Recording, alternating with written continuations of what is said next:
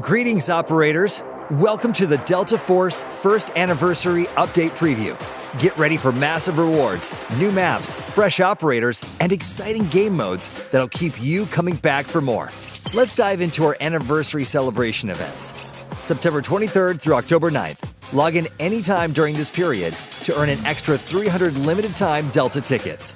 Starting September 26th, complete weekly missions to earn 500 limited-time Delta tickets each week. Complete all 5 weeks, and you'll walk away with a massive 2,500 limited-time Delta tickets. September 23rd to October 8th, jump into Team Deathmatch mode and rack up points to unlock the anniversary-exclusive vehicle, Combat Damage Assault Vehicle, and the epic vehicle, Silver Knight, Wheeled Tank Destroyer. Log in on September 26th to instantly claim the anniversary legendary weapon appearance, Scar H, Set Sail, Charm, Spray Paint, Avatar, Calling Card, and 500 limited-time Delta tickets. September 26th through November 6th, choose your guaranteed weapon appearances from Tactical Armament. No more relying on luck, and get exactly what you want. That's not all. Starting October 9th, even more rewards will be available at the anniversary after party, including weapon and vehicle skins, various combat supplies, and more. Operators, stay tuned. Now, let's dive into the warfare updates. In the new season, we'll welcome a new map, Fault. This terrain features extreme elevation changes, where skies, plateaus, and deep ravines all become your battlefield. Salteva, nestled within the canyon, has been seized by Havoc. Its narrow streets have been transformed into a dense network of firepower, making fierce combat inevitable. The canyon's climate is unpredictable, with thick fog capable of obscuring vision at any moment. However, holding out until the fog lifts is key. Good luck on this new battlefield. The highly anticipated F-45A fighter finally takes to the skies this season. With vertical takeoff, landing capabilities, and incredible maneuverability, it's ready to revolutionize your air combat experience. Vehicle modification gets a major boost this season, with exciting new tactical options like wire-guided missiles for the assault helicopter and television-guided missiles for the assault boat. Jump into matches after the update to try them out. New game mode, Air Supremacy, lets you fight exclusively for control of the skies using aircraft to provide crucial air support and help ground teams capture objectives. TDM gets some quality of life improvements to keep the action flowing. You can now redeploy instantly after being eliminated. And we've streamlined the respawn screen for a smoother experience. We've also removed map-wide objectives and spawn protection to maintain a faster pace. After the new season update, Victory Unite mode lets you construct fixed weapons, giving you even more ways to turn the tide of battle. Once Vote for Commander ends, a new role selection phase lets you pick your preferred playstyle, vehicle, assault, or rescue, so commanders can quickly understand what each squad brings to the table. Victory Unite introduces the Global League, a competitive arena for operators who achieved General rank this season or Marshal rank last season. Elite players can battle for supremacy and earn exclusive rewards reserved for true battlefield legends. Operations is getting major new content too. In the new season, Leali Grove might be engulfed in wildfires when you drop in. As time passes, the fires intensify and thick smoke blankets the map, drastically reducing visibility. Getting comfortable with close quarters combat is highly recommended before heading in. Meet the Warden of Tide Prison, a new threat stalking the eerie puppet chambers and flooded dungeons. Find cover fast when you spot him. This guy has deadly aim. Tide Prison also features 2 new tasks, Operation Raven Hunter and Operation Starslayer. Pick one to tackle and defeat the boss for some seriously valuable loot. We're introducing higher tier rewards this season, Spec Ops gear tickets and custom gear tickets, available through events and season missions. These will give you the edge in the toughest operations. The new season brings even more fresh content. Returning to GTI is Recon Specialist Landon Harris, codename Raptor, an intelligence analysis expert. He can extract intel from container traces and track enemies using their footprints. When enemies aim at Raptor in Warfare, the Time for screen the edge wing lights cam. up in that direction. Found When his him. threat detection activates, he can instantly deploy a wing cam onto hostile targets. The wing cam marks enemies every 3 seconds for a limited time. Raptor can switch to the camera's perspective to monitor enemy movements. But beware, enemies can destroy the camera, revealing Raptor's position and direction. Raptor carries EMP grenades that disable electronic weapon attachments and destroy electronic class gadgets. He can also deploy a Silver Wing UAV, marking enemies within 90 meters and manually dropping EMP grenades. When the UAV enters self-destruct mode, it kamikazes into enemies for extra damage. 2 new weapons join the arsenal this season, the MK-47 and Marlin lever-action rifle. Because you need firepower and style. After the update, the collection page gets Appearance Unlock Challenge, activate them, and complete the missions to unlock exclusive weapon appearances. The new season is loaded with fresh appearances. This season's MandelBrick continues the Season 1 Penetrate Infinity theme with a stunning legendary appearance for the M7 Battle Rifle, featuring unique holographic effects.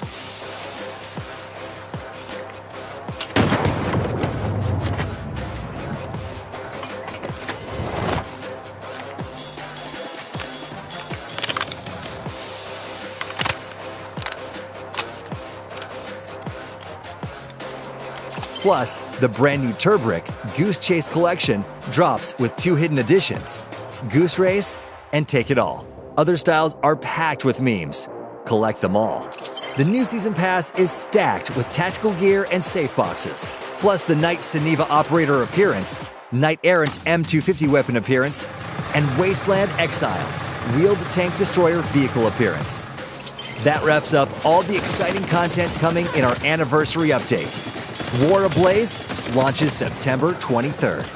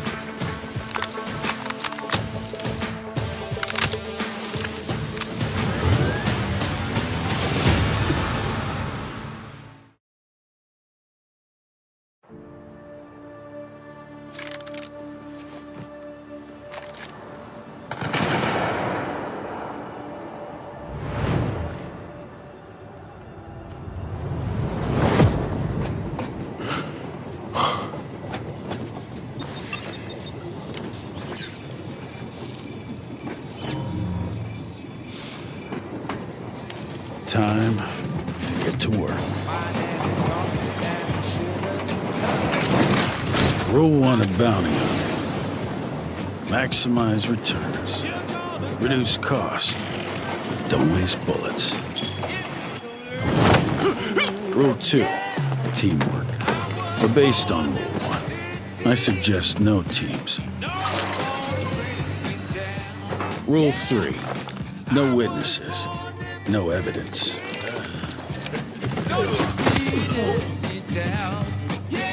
Keep a low profile.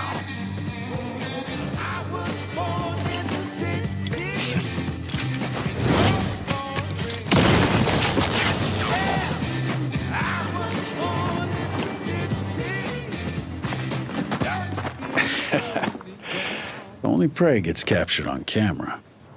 So who's the old guy? I don't know. But he has possession of the Skynet MandelBrick Raptor. Good thing we acted early. Let's make this quick.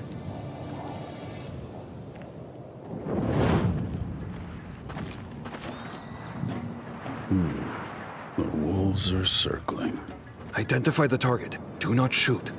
Don't worry. I respect my elders. That's right. And honors don't kill cubs. I've lost visual. Expanding search area.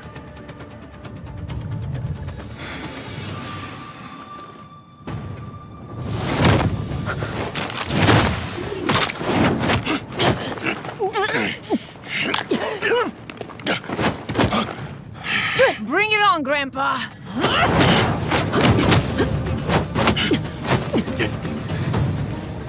Guy. What a pain.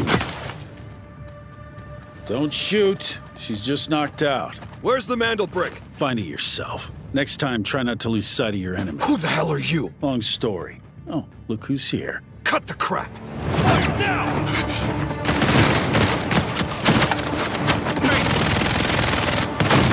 Whoever you are, just tell me where the MandelBrick is and I'll let you go! My intel doesn't come cheap. I advise you to stay out of this! It's a little late for that.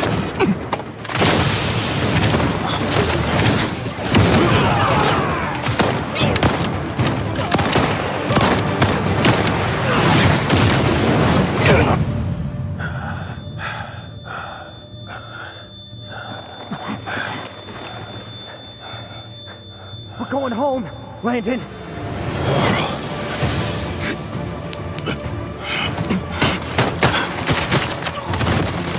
Enemy attack! Activating fault system. Bury them here. Leave the MandelBrick behind. They're gonna bury us! Move it! Listen! The brick cannot fall into the hands of GTI High Command! Go! Forget the damn brick!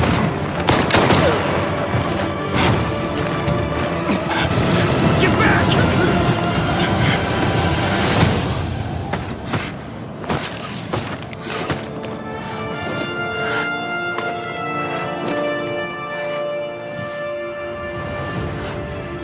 No one gets left behind.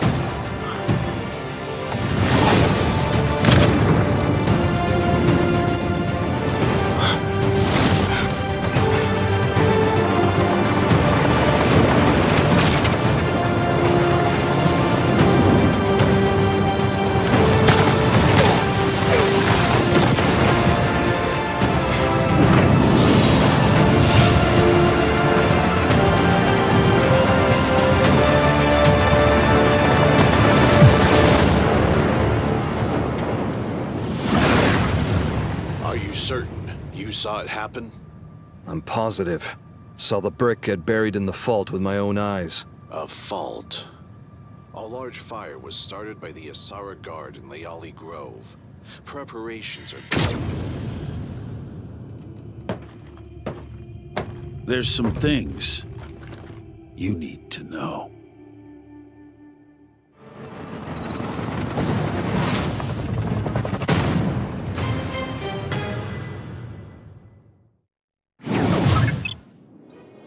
Well, good afternoon or good evening, depending on where you are in the world. Welcome into the Delta Force season War Ablaze Showmatch. I'm going to be your host today. My name is Goj, and I am so excited to be back at my own setup, but be back with Delta Force. We've had so much fun in the Delta Force ecosystem, from esports to show matches to dev roundtables and everything in between. But today, another show match with some amazing influencers. And speaking of some amazing people, let's bring in my co-host today, Spider Tiff, back with Delta Force yet again. Tiff, it's great to have you back here with Delta Force. How are you feeling about today's show match, a brand new season? Yeah, you know, I'm really excited to see what a lot of this head-to-head competition is going to look like, especially when we dive more into show matches specifically with our creators, because they're meant to be a lot of fun and showcase the new things with the anniversary update. But here's the deal. Anytime you dive into a fun-ish competition, you know people get sweaty, and I love looking for those players.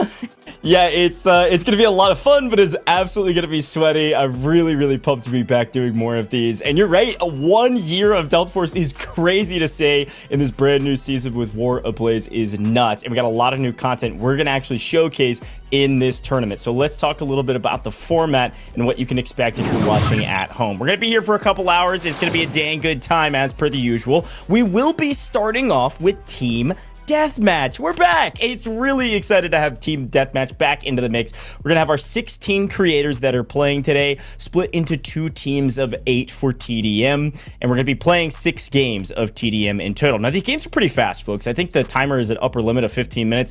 I don't think I've seen them go over 10 minutes in a while, unless it's just perfectly even. So we'll be moving through these very quick, but 6 total games of TDM, and games 1, 3, and 5 will have special rules. We'll talk a little bit about those here in a little bit. After those TDM games, we will then move into Warfare and expand our overall roster as we're adding 24 more players into the mix to run 20v20 Victory Unite. We're going to play on the brand new map Fault, and we're going to have each team attack and defend, playing a total of 2 maps in total, with winning teams and individual rewards in these events. So a lot today, a lot of fun. We're going to be in the Warfare category throughout the course of today. TDM first, then Warfare, Victory Unite. But let's talk a little bit about TDM and how it's going to all work. We're going to be playing a total of 6 games, like I said, and you can see some of those special rules down at the bottom. So for the first round, we're only doing D-Wolf, all right? Everybody's running D-Wolf. We're going to have triple blasters galore. People are going to be sprinting around. It's going to be nuts, and we're going to be on Knife's Edge for the first 2 maps,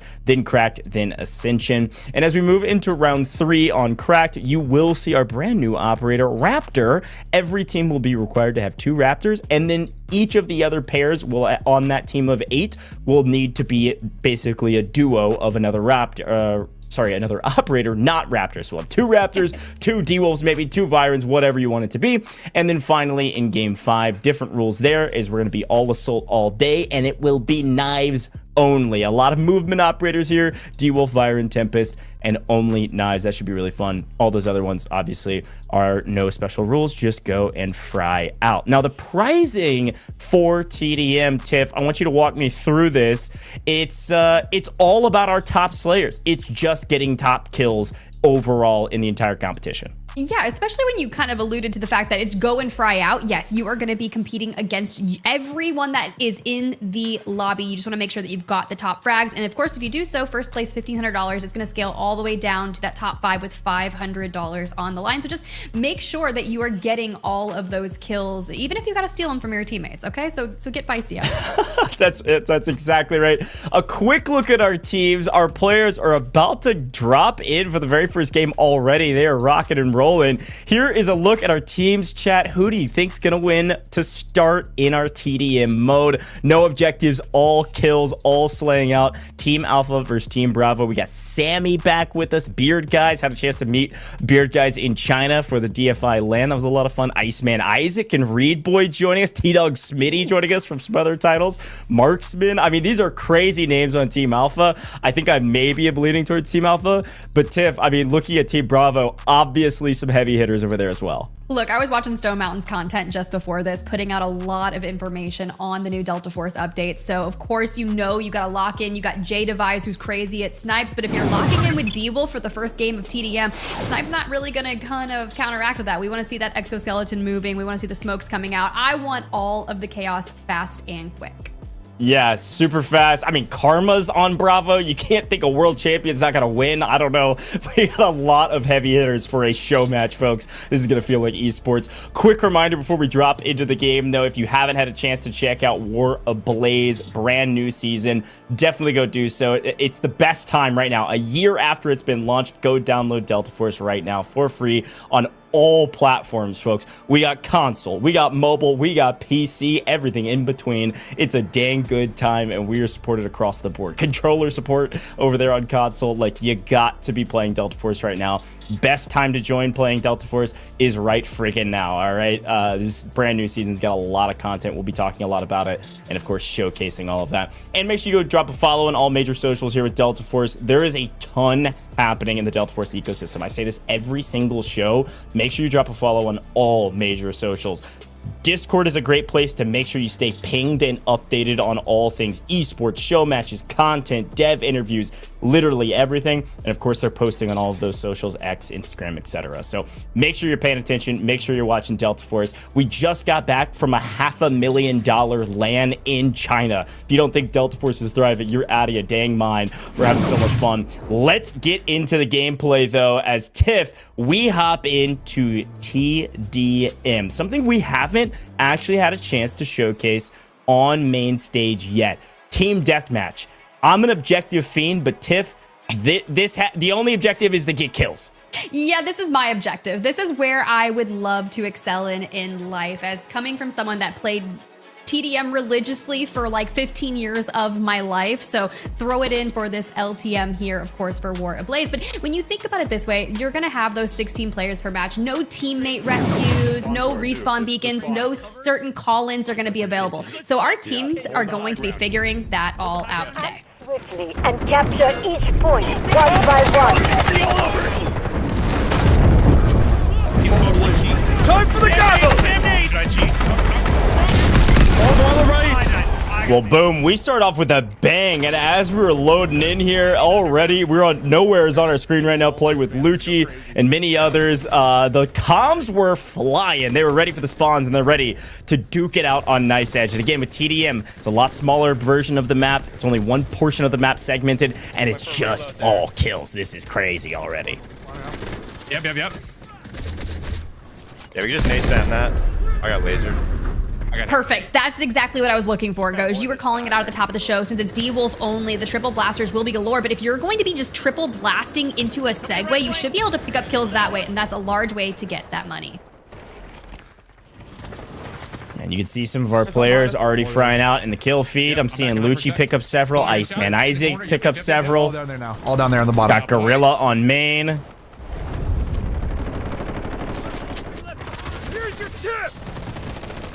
I shot from my side. They might be spawning back room now. Yeah, they are. Yeah, you're right.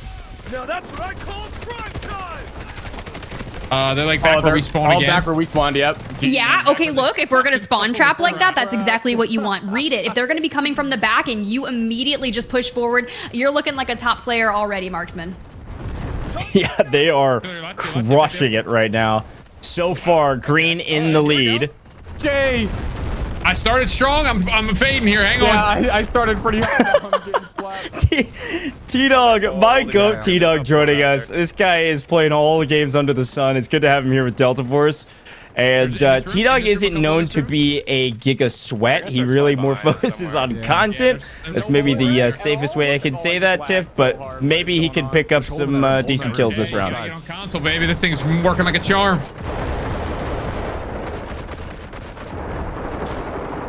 Not sure if I'm more enthused by the fact that we have a bunch of action taking place or the comms from our players. You can see they're having a good time already. We did see a brief moment from IceManIsaac getting lit in the kill feed, making sure we find some action, but it's just Marksman all day, reading the spawns, making sure that he can position himself really nicely, and yeah, just immediately right through that. Good smoke coming out and just a brief moment of cover before pushing straight up into it. This is a trap while that health bar looks to reach. No, we're peeked from behind. Gotta be quicker than that. Yeah, here's the thing. It's TDM, so you can easily flip spawns depending on how you're moving about the map with your team. IceManIsaac picks up a nice freebie there. Does look like Team Alpha is in the lead, but it was by a sizable margin. Now only by about 6. So pretty close across the board. MrRoflWaffles on your screen now. Playing a little bit of a slower game. Got to protect the KDA. I respect it. At the end of it, it's like, yeah, so I went 18-2. No way, really? Like, yeah, I definitely played around the storage container, and I just got a little waffly. By default.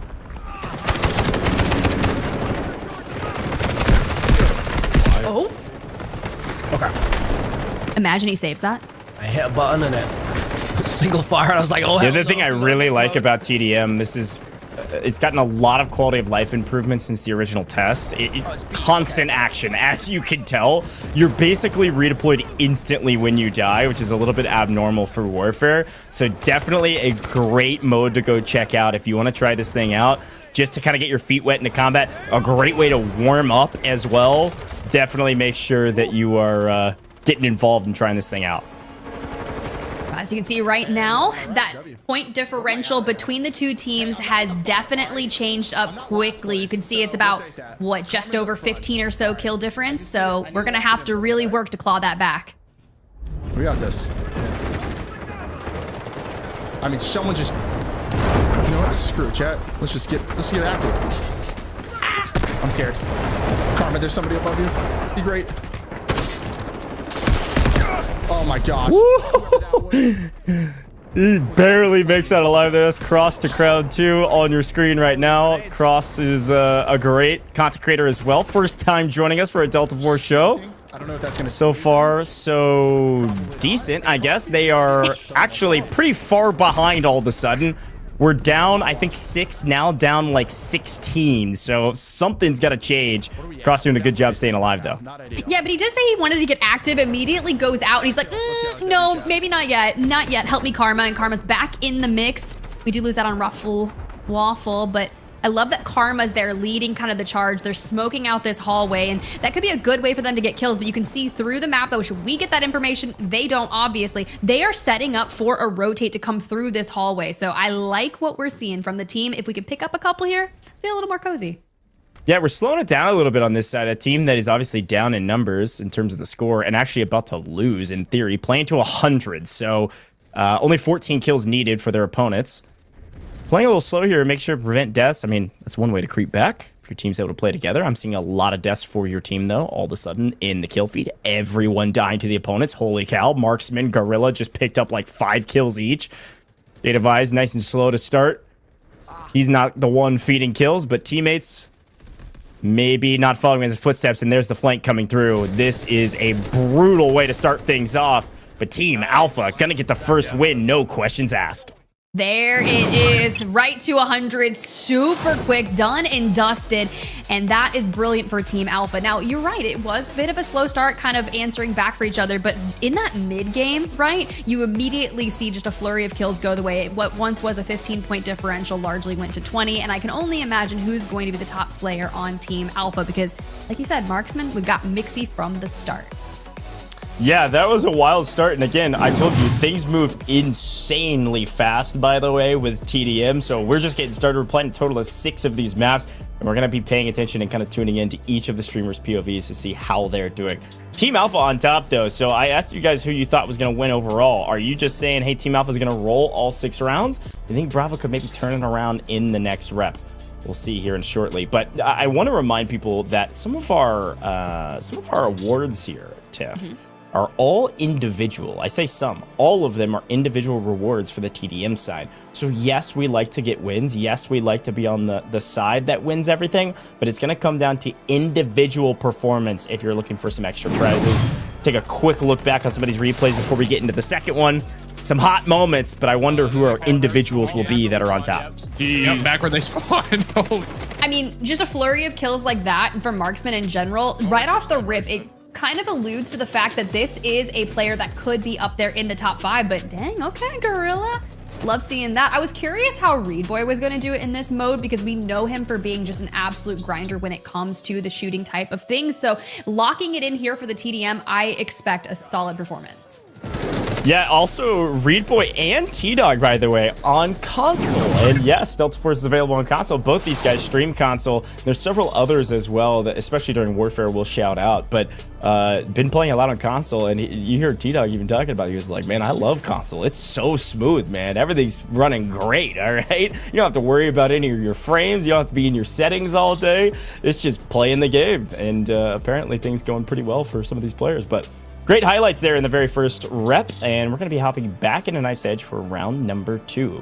The Team Alpha on top by a sizable margin. So the only thing to calculate behind the scenes, Tiff, is individual kills. I think Gorilla's going to be near the top. I think Marksman's going to be near the top.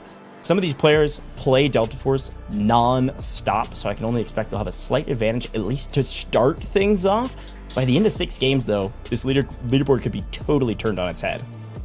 See, I'm ready. I'm ready to see what this is going to look like right off the rip. Who is going to be one? Okay, look, we read it. We knew Goj. You and I both. You were like, Gorilla's going to be up there. Marksman. I shouted out Marksman. IceManIsaac was doing work in the kill feed. So to see it be that realm, now mind you, the top 5. So it looks like Gorilla and Marksman, 1 and 2 respectively. Onyx over there with 15, same as IceManIsaac. JDevise at 13 will be the next. And I believe Stone Mountain and Beard guys will be right on the outside looking in. So it's really close. So I think you're going to have to fight your team for all of the kills if you want to get some cash today. Yeah, this is just the beginning, right? We're playing a total of 6, so we got plenty of time on our leaderboard journey. But Gorilla and Marksman starting off hot at over 20. Nice job from both of those guys. Definitely in the runnings at the top 2, paying out the top 5. As we head into Knife's Edge, we now get to open up our operator pool. So I'll be very curious to see what some of our players decide to do. They've played the map, and they get a chance to change things up. Now, D-Wolf is a classic. I'm going to be honest. I think I stick D-Wolf if I'm somebody that's a little bit newer to the game. Triple Blaster, insanely valuable, and just being able to sprint that exoskeleton suit, super nice for some of these players that maybe haven't played quite as much Delta Force as maybe somebody like Gorilla.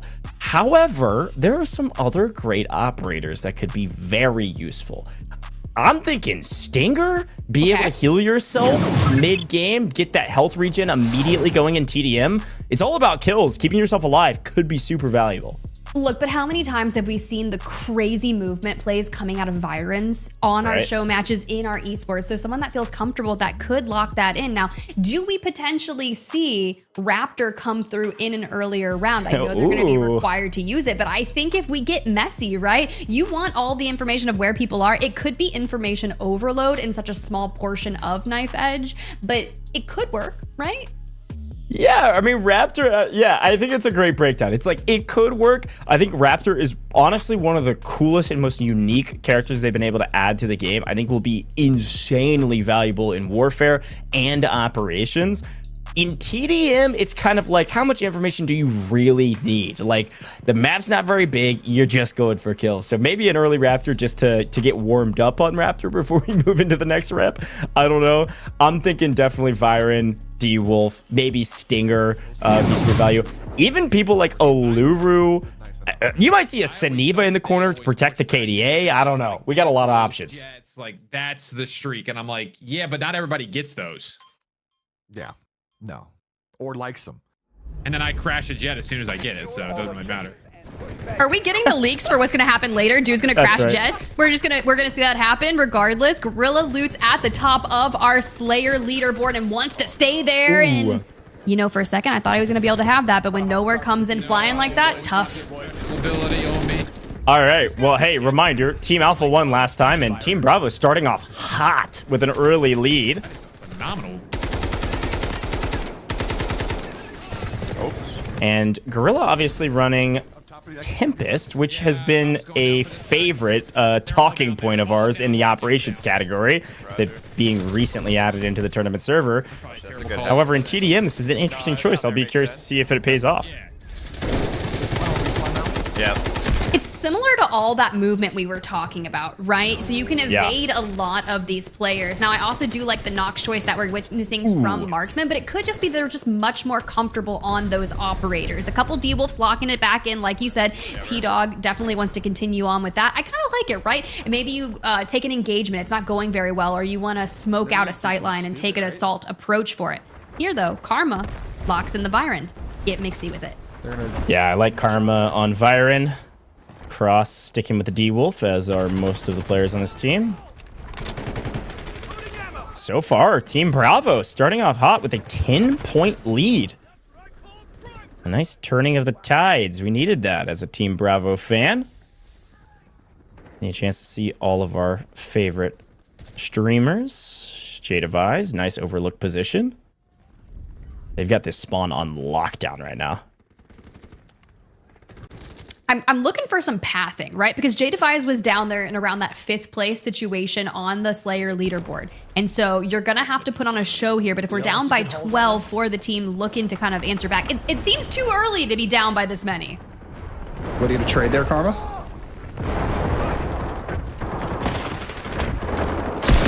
Oh, behind. That staircase. A loss of life for a recognition of a flip spawn. All of a sudden, JDevise can't quite track down that Viren player. Magnetic bombs go out to zone him off. Sounds like he thinks it's Sammy. I don't know how that team's ever going to get out there. I guess this is the way. You got to get Sammy on the back line, just wiping the whole lobby. Nice cleanup from the flank. Was there. Plural. Or not plural. Past tense. Was there. Yeah. Not there any longer, but we're getting Loochy in tow here. This is dangerous and very toxic and something I expect out of Loochy. Yeah. My goat Lucci's got the builds. Holy cow. Who cooked this thing up for him? I'm just torturing him, but I'm not killing him. This is foul. I'm torturing, not killing them? No, he's straight killing. He's looking for a play. Little triple blaster down the road, and here's Onyx. Maybe hitting a killer flank. Dude, look at the peak we got on this angle here. I love the fire. If they run through the fire, then at least they're weak when they push through. So you guys clean them up. Yep.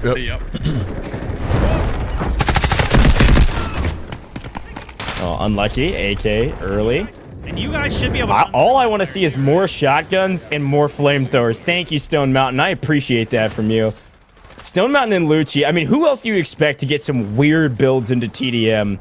Obviously, flamethrower can be useful. He's basically getting them all weak to help with the TTK. IceManIsaac, nice triple over the top. Holy.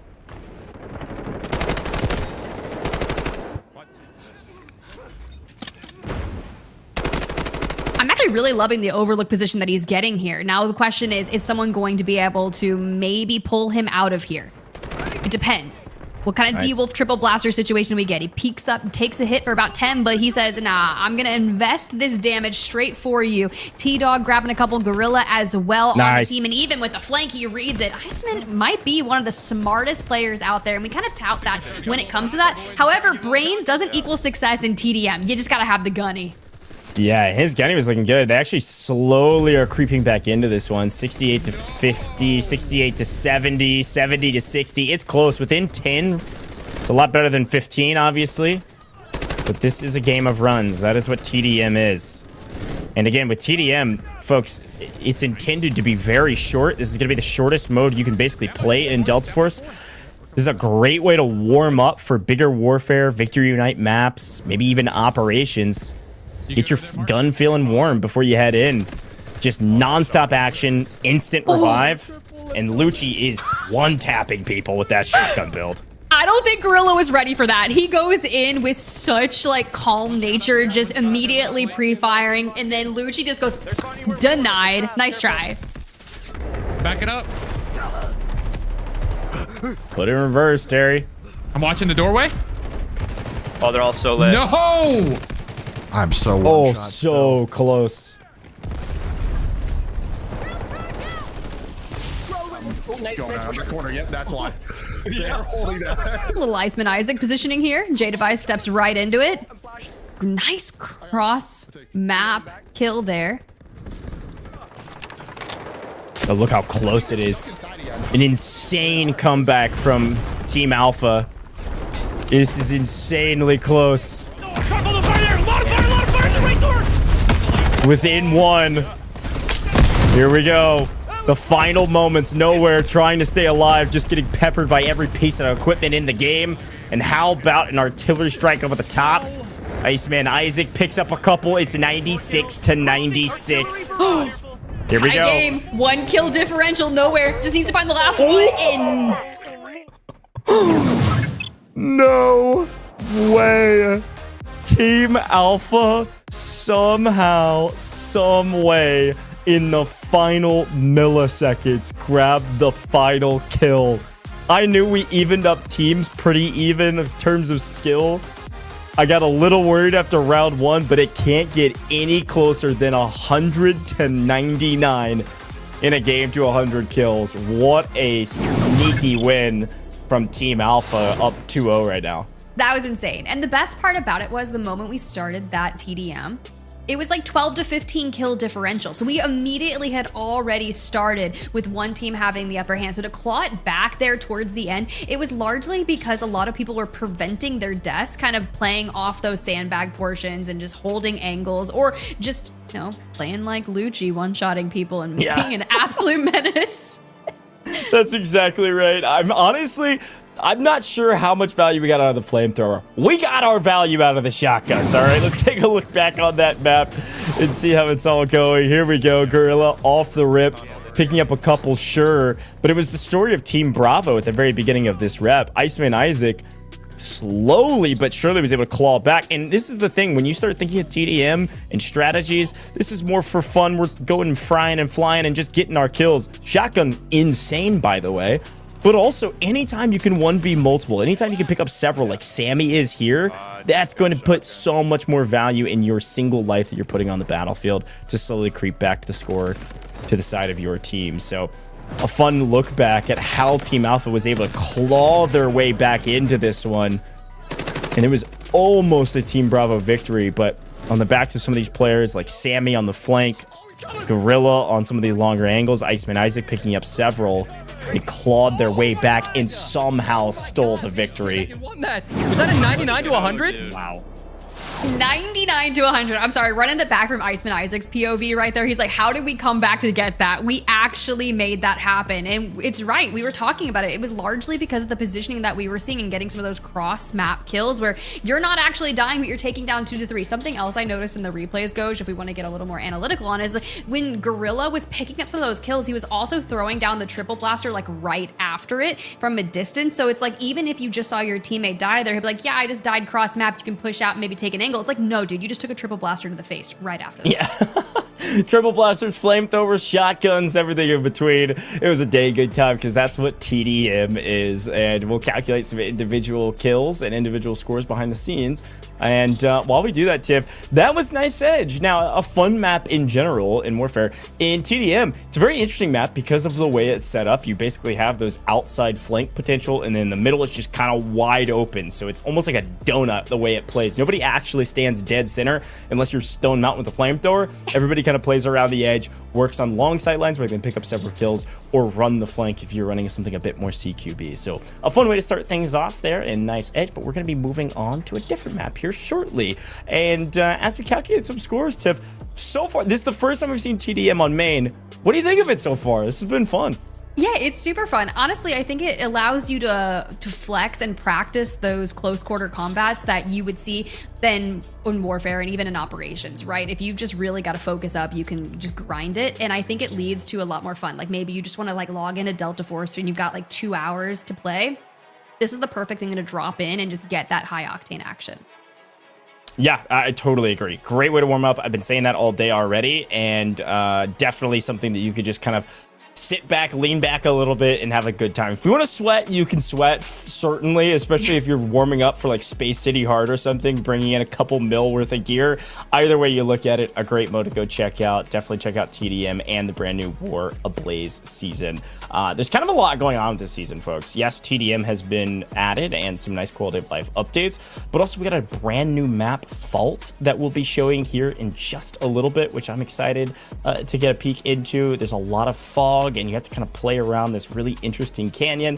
That's gonna be a lot of fun. It's a 6 capture point map with 3 total zones. So it'll be more similar to something like Cracked maybe in terms of overall length. but a very fun map. Fault, definitely check it out. And then also, we've been talking about him today. You'll see him here shortly. Raptor as well is going to be a fantastic operator for Warfare and operations rather. Check out Raptor. He's a recon operator where you can extract intel from container traces and track enemies using their footprints. Super, super cool stuff. Now, we're going to hop straight into the next games. The players are ready to rock and roll, and I'm pumped to get into this next map because, Tiff, we're changing things up. We were at Knife Edge to start. We're going to Cracked, and for this map, every team will need to run 2 Raptors and then 2 of the same operators. So that's every single squad of 4. You have 2 Raptors and then 2 of any other operator. Perfect. Look, that's what you're going to see. Will we see Lunas come through? Will we see more D-Wolves, Byron, Tempest potentially? Whatever's going to work the best with your Raptors. Now, we were kind of talking about would Raptor be beneficial for TDM, right? Here on Cracked, a lot of people know and love it, but this will be able to help you track down those people. The drone, it kind of marks enemies within a 90-meter radius. And if you're playing on a smaller version of Cracked and enemies are everywhere, that's going to be information overload or just a constant UAV. This is just this little market. And I got a claymore, dude. I got claymores. Act swiftly and capture each point one by one. Here we go. Take a look at our TDM map for Cracked. We got 2 Raptors, Stone Mountain and Onyx, 2 Virons, Loochy and Nowhere. I didn't get a kill either. Ooh, nice find. EMPing. And I'm dead. Blind! Getting active with those comms. Okay, so here's the deal about Raptor is he does have that EMP grenade, right? So it'll disable enemy gadgets. So people that are like, oh my God, I have a claymore, I have these things. Okay, cool. Well, that EMP grenade, it's definitely going to disable a lot of those things. I like that call out a lot. Try my best. I caused a Cracked, it looks a little bit different the way it's built out. This time, you've got plenty of cover kind of in the middle of the map, so it's not going to play the exact same way as Knife Edge, but you still have some outer rings that you can run. You can see that on your screen here. Okay. Marksman on your screen. Oh, there's a guy shit, there's some. Yeah, I got that guy. What the fuck? Oh, God. Ooh, nice shot there. The compound bow is what Marksman is running right now, and it is working. I just want to be like, show off. Yeah. Like, that is sick, right? If you're gonna run around and just bow people, there's nothing more infuriating if you're like playing and next thing you know, you take a bow to the face, but a close range combat, he still gets it. Marksman's just better, bro. Just better. Hey, if you one tap with this thing, which you do in TDM, it's worth if you hit your shots. You just gotta hit your shots, which is the name of the game in TDM anyways.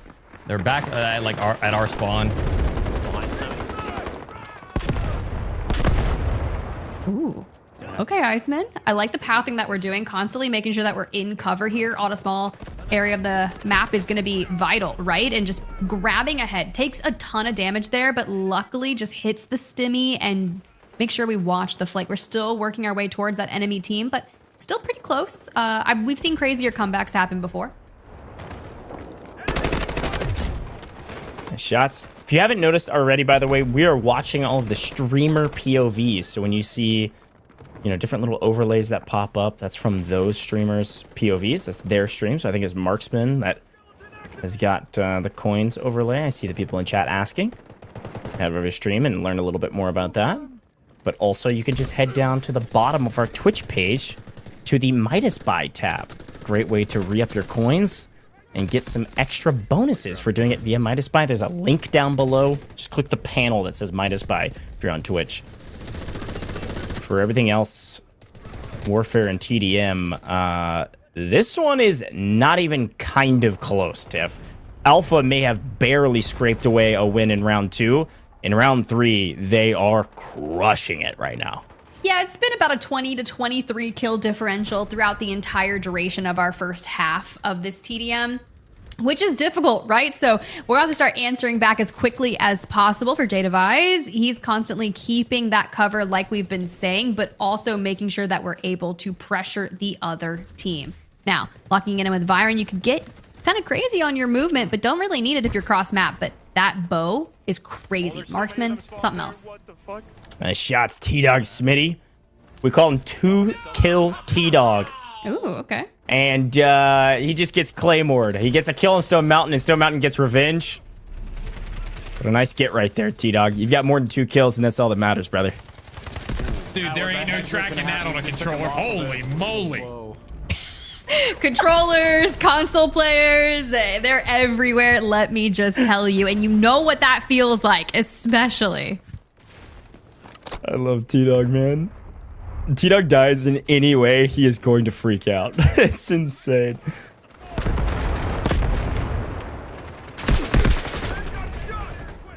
Dang, nice shots over the top against Iceman. Now, again, look at our scoreline right now, Tiff. Alpha is on top by a sizable margin. Almost a 20-kill lead right now. It's going to take a miracle for Bravo to catch up. Not even just catching up, but if you're not getting kills on the other team, how are you going to vie to get in that top Slayer leaderboard with top 5? IceManIsaac, he does hit that motorized skeleton, and he wants to make sure that we are moving. You got about 17 seconds left, and we want to extend that, but let's see what we're going to bring in. Oh, nice. Artillery barrage over the top. Basically middle of the map. And again, middle of this map has a lot more cover, so you should be able to pick up a couple here.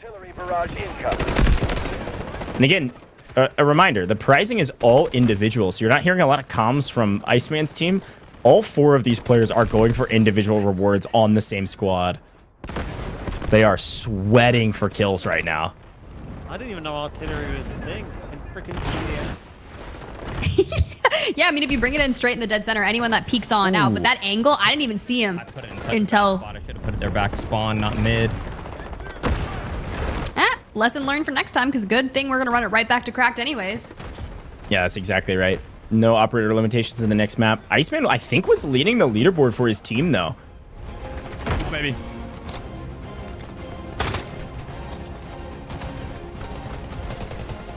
Sammy's chat, he's locked. Watch this man cook. All right, show us something.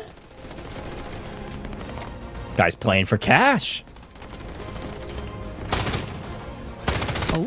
Oh. Cash respecter? No, unfortunate.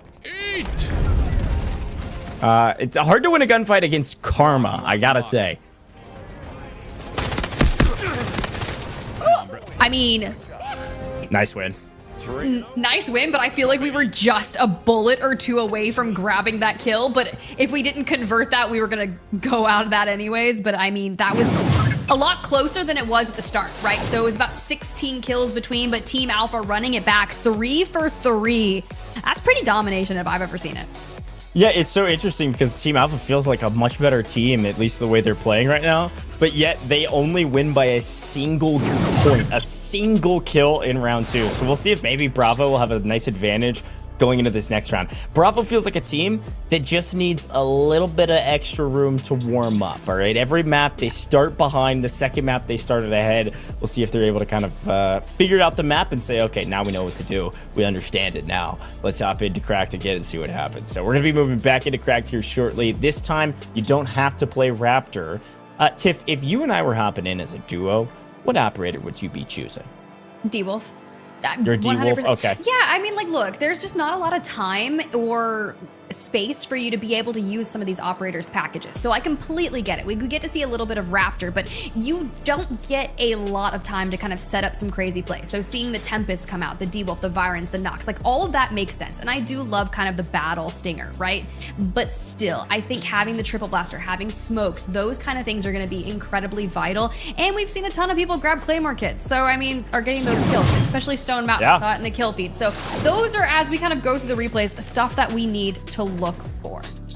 Yeah, I like that breakdown. I think D-Wolf's a great option. You're totally right. Some of these recon operators, you're not going to see a crazy amount of value in TDM where it's so aggressive like this. But I got to say, I wasn't expecting the compound bow. That's on me, though. I know some of these players are mega sweats, and I like the one tapping with the bow. Found some decent value out of it.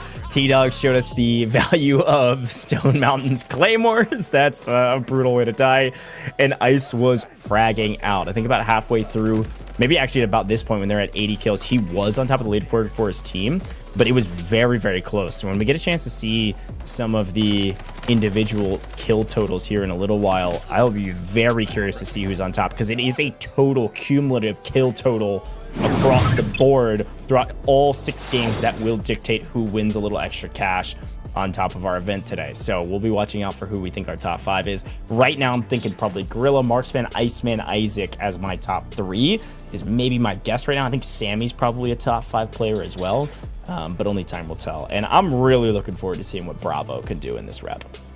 Yeah, I would love to see them kind of answer back because like you said, we are playing 6 games, right? So now we're at that halfway mark. Team Alpha's kind of taken the first 3. Will Team Bravo be able to go back to back to back on the reverse sweep kind of thing? I feel like we've got to answer back for that, especially if you want to get into the top 5 for the top Slayers. And I think you've got some really good shouts in terms of who could potentially be up there. It's like a nice little segue into what the last bids are going to look like. But I think we need to see 15 to 25 kills per individual if you want to jump into that top 5.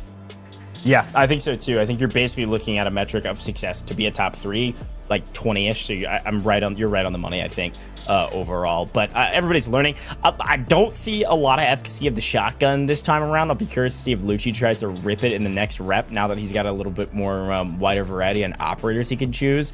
I don't think this map is maybe quite as good with the shotgun, but again, I don't know if I would say Knife's Edge is a great shotgun map. So I think Luchy's going to go for it regardless. We'll probably see another shotgun come out. Who knows? Maybe some more flamethrowers. I'm going to turn the question back on myself. Operator choices. Okay, if I'm going kills only, my deaths don't technically matter. I'm looking for kills. I'm actually thinking... I'm thinking Viren. Viren is probably my most played operator outside of Luna and Stinger. I think Stinger has a lot of value on this map, more than you would kind of expect, but I think the movement is so dang important. So I'm going Viren. Viren's probably a top 3 operator I've played with. I play him in operations all the time. And on TDM, you're going to just see so much value from his kit. From Magnetic Bomb, sure. Even that knockdown weapon he's got could help you out in some interesting sightlines, but we've got our leaderboard ready. Let's take a look at our individual overall kills. This is actually just from game 3, sorry. And in game 3, Marksman did top the charts over Iceman just by 2, but it was actually Karma over there on Team Bravo with the most kills overall. To be fair, we were kind of waiting for that to happen, right? We were starting to see kind of what he was able to bring to the table here in TDM and about map 2. And next thing you know, he's dropping north of 20. So if we imagine that trend will keep on going. But if you want to go from outside the top 5 into it, it's going to have to be multiple differences in between that because we only bested it by 1 on Marksman, so you'll only gain. But let's go ahead and see where we currently sit. And it is incredibly close like we thought. All right, Marksman at the top. Gorilla falling off a little bit after the last rep. IceManIsaac there in the top 3 overall, but Karma has joined the ranks. Even though he's on a team that has lost every single round thus far, Karma is topping the charts for that team and therefore is inside our top 3. Top 5 making some cash today, and on it, Gorilla, Karma, IceManIsaac, Marksman are there on halfway through this first part of our competition. 3 more games to go though in TDM, and I see my dear friend the Beard guys in chat. Let me defend a couple of these folks' honor. You're not going to see Beard guys, you're not going to see T-Dog Smitty at the top of our charts today. But that's okay, because they're at the top of the charts in a lot of other categories. They're like making great content. They're the top category in our heart. And some of them, these players, some play operations a lot more. They're getting used to the fast-paced, constant action TDM, all right? No bad feelings, boys. I respect it. Let's see if you can do a better job in the second half. Shout out to the Beard guys, great content creators. Had a chance to meet him in China. Actually hopped on the desk with us for a little bit for DFI. Great dude. Toured the city with him, but not at the top of our charts here in Warfare. But that's okay. Only 2 kills in the last one. All those kills were going to your teammates, man. They were stealing them all away from you. I know your assists were insane, I'm sure. So let's hop back into it. Second half of our TDM. We're moving into game 4, but back on Cracked. Planned with precision and stability. Okay, but like, can we talk about the triple blaster lineups? That is the craziest thing. Anytime you like just drop into a TDM, the first thing that you do is you just run and you either spam nades, or in this case, a triple blaster cross map. And of course, we're locking back in with 2 Virens. I did see Onyx decide, hey, maybe I'll test out Raptor, immediately change that. And I think these are the ways to go. Yeah, I like it. A lot of assault operators. We got Viren, we got D-Wolf, like you said. Keep fighting. And already, good grief, what is going on right now? Team Alpha is just frying. Sammy picking up several kills to start things off. IceManIsaac as well. Tiff, we've got some sweats, and it looks like most of them are on Team Alpha. Hey, maybe they're looking to go 4 for 4. They're clearly here to dominate and understand all of that, and a little triple blaster and immediately dive on back. But if we're gonna go prone down below to watch the fence line, I think that's pretty sneaky. But you know what? This is how you get to the kills. This is how you get to the top Slayer leaderboard and get it. Prime time. I feel like we're able to see him pick up another kill right there before we dive on into a nice free cam to kind of set the sights of what that center stage is looking like. Yeah, this map I actually quite like. I really like the way it's laid out. It feels very much so like a multiplayer map in many different titles. There's kind of a lot of lanes you can play from, sure, but it's kind of a traditional center multi-laned area with these kind of exterior lanes if you want to run some flank routes. Feels appropriately sized for 8v8. I really like this one. Closing the gap here, Team Bravo. I like this. Nice little streak. Karma leading the charge, of course. Getting a couple double kills on main. JDevise here as well, playing backup around the backside. IceManIsaac on the other side. This is going to be a tough one to gun down. Something I'm paying attention to, Tiff, is in the bottom right corner, looking at weapons, different builds people are using, yes. But I'm also looking at what are their keybinds, or are they using controller? This is always a fun conversation. We have several controller players, several keyboard players. No side technically has a clear advantage in fights.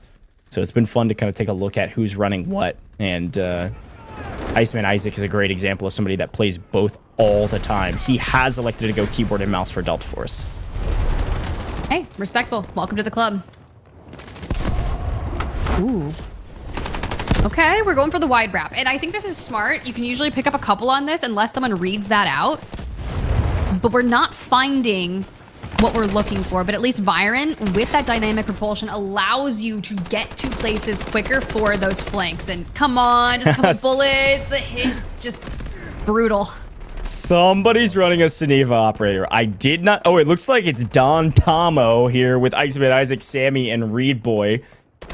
And I want to say this is. I want to say this is Rafire on the other side. Good con. Either way, Don Tomo rocking the Seneva. It's a hard kill to take down. Slightly toxic. Throw in the engineer because you can kind of use that kit to block people and do all the fun things, which can really stop an assault operator. But someone's just going to maybe dynamic propulsion straight around you. But I love that we're yet again witnessing the Tempest come on out from Gorilla, who's in the top Slayer and wants to stay there. Sorry about that. Rafire is playing with Marksman Gorilla and T-Dog Smitty. Don Tomo. I am not sure. Is that... Oh, that's Beard Guys. I forgot. He told me before. He goes, hey, don't get confused. I got confused. I was like, who the heck is that? That's the Beard Guys. Hey, this time they might be getting good kills, sure. But not going to die very often running the Seneva. I like it from him. I love that when they're like, hey, don't get fooled. Go for the best. Oh, I got wait. fooled. Wait, Marksman here. I'm going to sit behind their Seneva player. With Viron, I'm just getting shit on over and over. I might hate this character. Just play D-Wolf like every other moron. Oh, come on, dude, I don't think Tempest is not that bad. Wait, what the heck? That's okay. I saw Beard Guys front and center right there. Seneva. It really is kind of interesting, right? Because I feel like Viren, with the movement that it provides, can be immediately stifled. If you have someone like Loochy, who was running that shoddy build just 2 games prior, he's going to be the kind of player that is an absolute menace. And then a Viren player like Nowhere, it's really fun to witness the movement that he brings. I say movement as he sits here with an angle looking for all the kills, but nah, don't worry, he'll get active. He'll prove me right.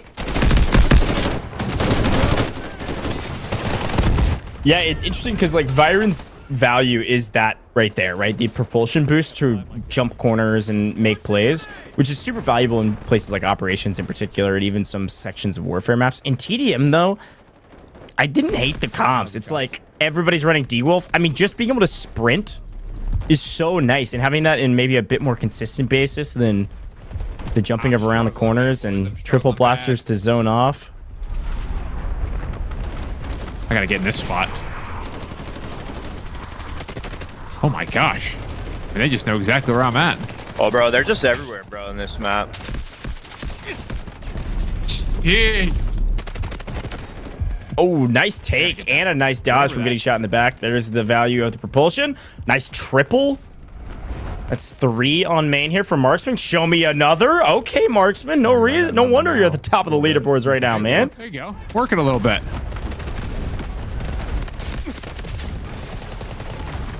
Ooh. Oh, I thought I was going to do it to him, but Karma gets the better of him, and you see him just basically hover straight over towards that area. Now, something Marksman did really well right there was when he realized that he had gotten to the other side of the cracked map here for TDM, that he had immediately dived back, but I was so ingrained in the action that we just witnessed the entire map ending right there, 100 to 88. So a little closer, right? Just 12 difference. Oh. Yeah, they closed the gap a little bit after a rough start, but Team Alpha, an absolute dominant team here in the cracked map. They were just moving and grooving, making sure they were able to take down anybody in their sights, picking up doubles, picking up triples, and even more. Marksman picked up a crazy amount of kills in that map. Just from the eye test, I bet he top fragged in map number 4 of 6, which will certainly keep him inside the top 5 overall, Tiff. Look, that's exactly what you need to do. And sure, maybe it was a little more challenging and you're just basically saying they're everywhere. Okay, yeah, it's TDM. That's what's going to happen, but it's what's so much more fun about it. So the moment you find your flow, because that can very well happen, you get into like kind of a regain blender and then you have to find your footing of where people are spawning yet again. And then that's where you kind of segue into your passage of play that we saw him kind of get into that groove just a few moments later where he picked up, what, 4 to 6 kills right there. Brilliant. Yeah, there's a great play from him, picking up multi-kills. That's all you got to do in TDM, folks. It ain't that complicated. You got to out-frag your opponents, all right? You just got to get kills. We're having a good time. Let's look back on that map and see how it all went down. Again, the eye test has Marksman near the top, but I did see Karma's name quite a bit for Team Bravo, and frankly, they desperately need him. As we look back, though, seeing some highlights from all of our players. Stone Mountain shoots straight. We've known that for years. Picks up a couple and plays flank here as Gorilla tried to stay alive with Tempest, I believe it was there for a moment. Sorry, I'm camping. And sorry, I'm camping. Yeah, it sounds like T-Dog. Yeah, it sounds like T-Dog has been hanging out in a corner for a little while, stealing kills away, because that guy's trying to make some cash too. Ooh.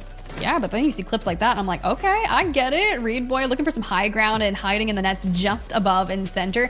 This is a total nuisance to play against. You can see IceManIsaac yet again getting some artillery barrage utilization. And at one point, we were within 10 kills between the two teams, but this is where things started to really pull apart. I think it was after Marksman hit the play there on that fence line. For a second, I thought T-Dog was going to hit the JDevise clap, and I was really nervous. The speed clap that he did not too long ago? Yeah. I love that. No speed claps for T-Dog. He didn't do anything fast. But either way you look at it, I'm excited to see how we go into this next rep. Okay, we've played 4. We've seen Cracked. We've seen Knife Edge. It's been all Alpha all day. So overall, Team Alpha is going to win TDM. They've already won the majority. But it's all about the individual. How many kills did each of our players get going into this next couple rounds? Only 2 more maps to go in TDM before we move into our brand new map, Fault.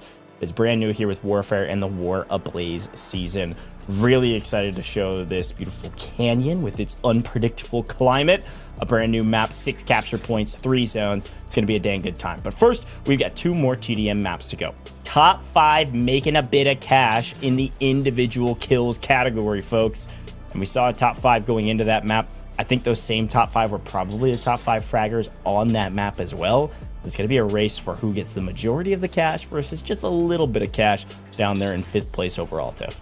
Yeah, when you start to think about that 5th place margin, there's a ton of players that are really close to breaking into the top 5. So you kind of have your back against the wall and you have to fight forward. Now, will we see a couple people leapfrog and mix around inside the top 5? 100%, especially the way Karma's been playing the last 2 maps. He's definitely looking to make a play for the top 3 in particular. Now, I believe it was closer to about an 8-point gap between him in the top slot before this. Now, did he do enough to carve back on it? And if he hasn't, you have to go into the last 2 matches just full out. There is no room for error. You've got to take everyone down with you and just get all of the kills, because it would be really interesting to see a comeback on that for sure.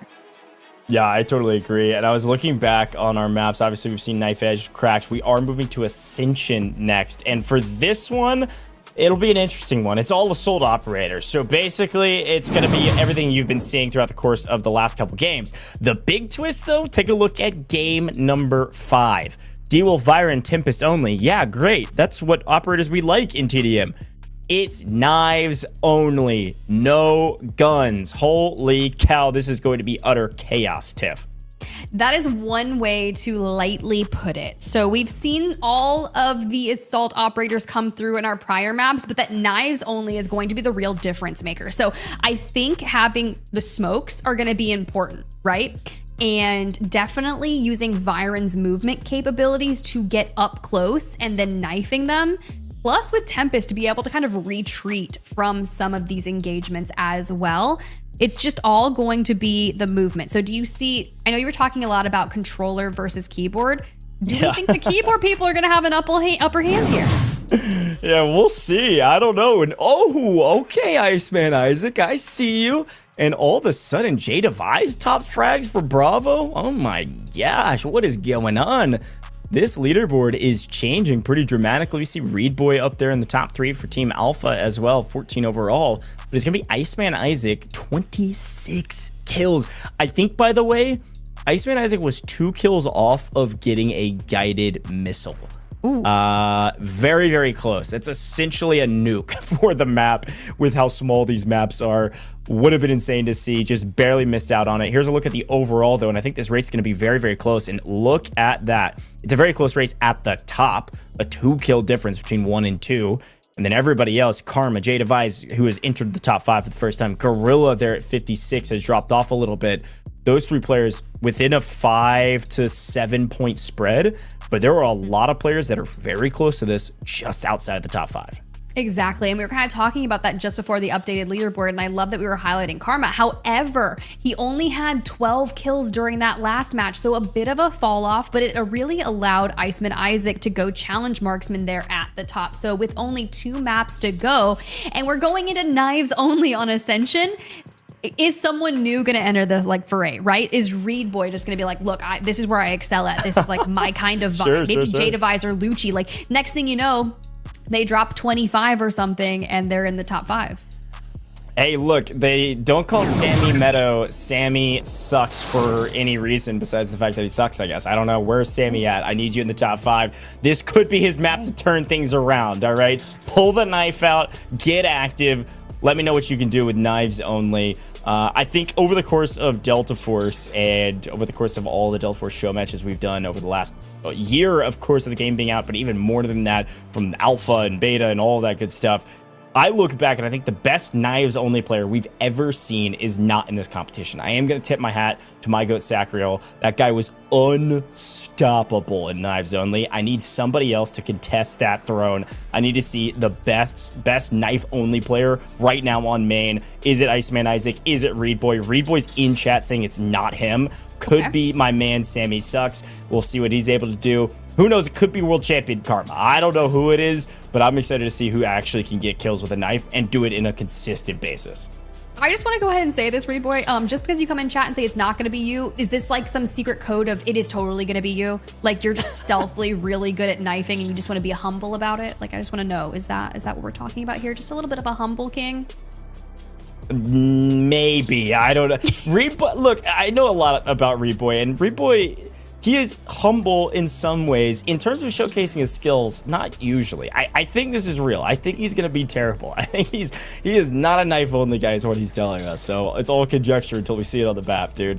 It's been fun to see all of the supporters for all the different streamers here in our main chat. Who do you think is going to win this? Who's going to be the best knife player? Somebody tell me. Is there some secret content creator we don't know about that runs knives only challenge all the time? Somebody tell me right now in chat. I'm looking at our Twitch chat. Delta Force Game Official on Twitch. Come tune in. Come hang out. I'm looking right now. Equal plays. What's up, Equal? It's good to see you. Nowhere is the best knife player. Okay. Heard it here first from Equal. Looking for Nowhere on main with the knife on Ascension. Tiff, I am also excited to see this TDM map for Ascension because all of our maps obviously being way condensed down into these small, tiny battlefields. And I haven't seen the Ascension one yet. I've seen Crack and seen Knife Edge before going into this. Haven't seen Ascension. No, same. And honestly, if we're looking for Nowhere in particular, I'd love to hop on his POV because we saw him on Byron and some of those movement plays early on throughout the day. And if you're going to throw a knife in his hand and say he's the best, then, well, I'm ready to witness it here on main. Yeah, we're getting into it. It's time for Ascension, which means it's going to be a dang good time. I love Ascension. It's one of my favorite maps of all time. We are headed indoors in Ascension, it looks like, based on our fly-through. Chance to see all the different corridors from the CQB areas. Now, just to be clear, I think everybody knows this. I'm sure our admins are communicating. It's knives only, which means there's no guns. You can use your operator abilities, though. So I'll be curious to see, like, actually what people use. Because, I mean, you could run Seneva here, right? Oh, no, you can't. You can only use the operator. You can only use assault operator. So it's Tempest, D-Wolf, Viren. I'm going D-Wolf every time, honestly. On knives only, I'm going D-Wolf. Because I'm using that triple blaster like crazy. Like nades and stuff. Yeah, things that hurt. Yeah, I'm gonna be healing. Yeah, I'll just, I don't know. See what everyone else does. Okay, look, at least they're going in with the see what everyone else does. Well, get Mixie, meet me on the side, and we are going straight to main. This is crazy. And Tempest with the movement, okay? Yeah, it's a melee. Okay, it looks like everybody has agreed no equipment, and it does look like Nowhere is using the new Saw skin for the melee. Holy crap, what a way to start this thing off. Chainsaw's it, boys. Chainsaw's it.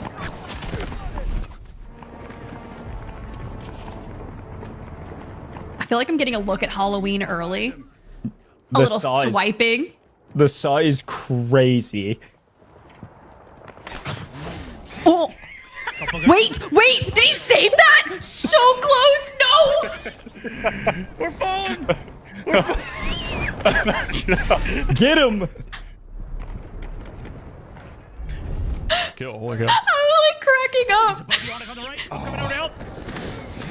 Oh, Reidboyy got a kill on main. Knife does more damage. That's right, dude. I forgot. In and out. Get the kill, dash back.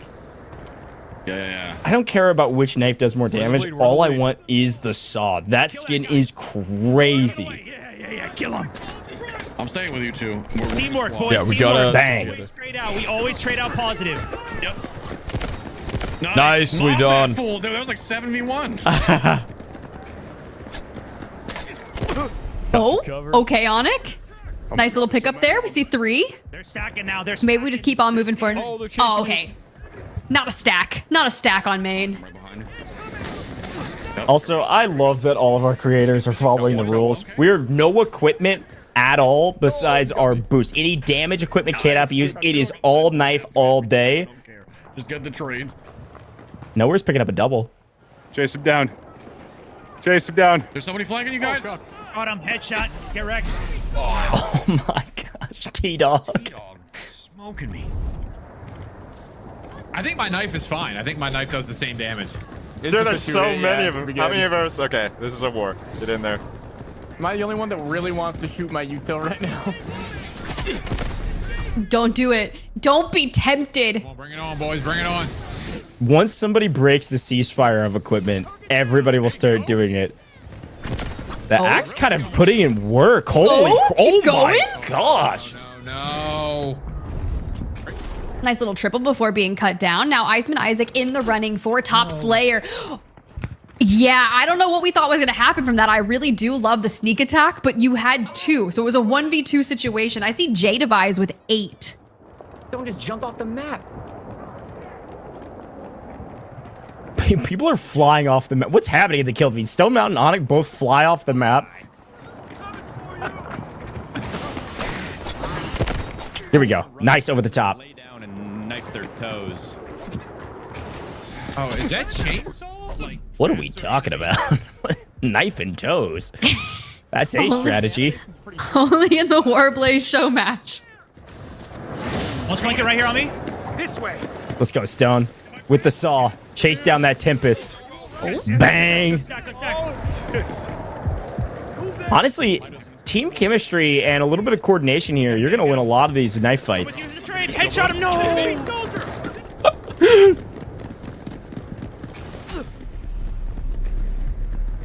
Okay. No. Super weak.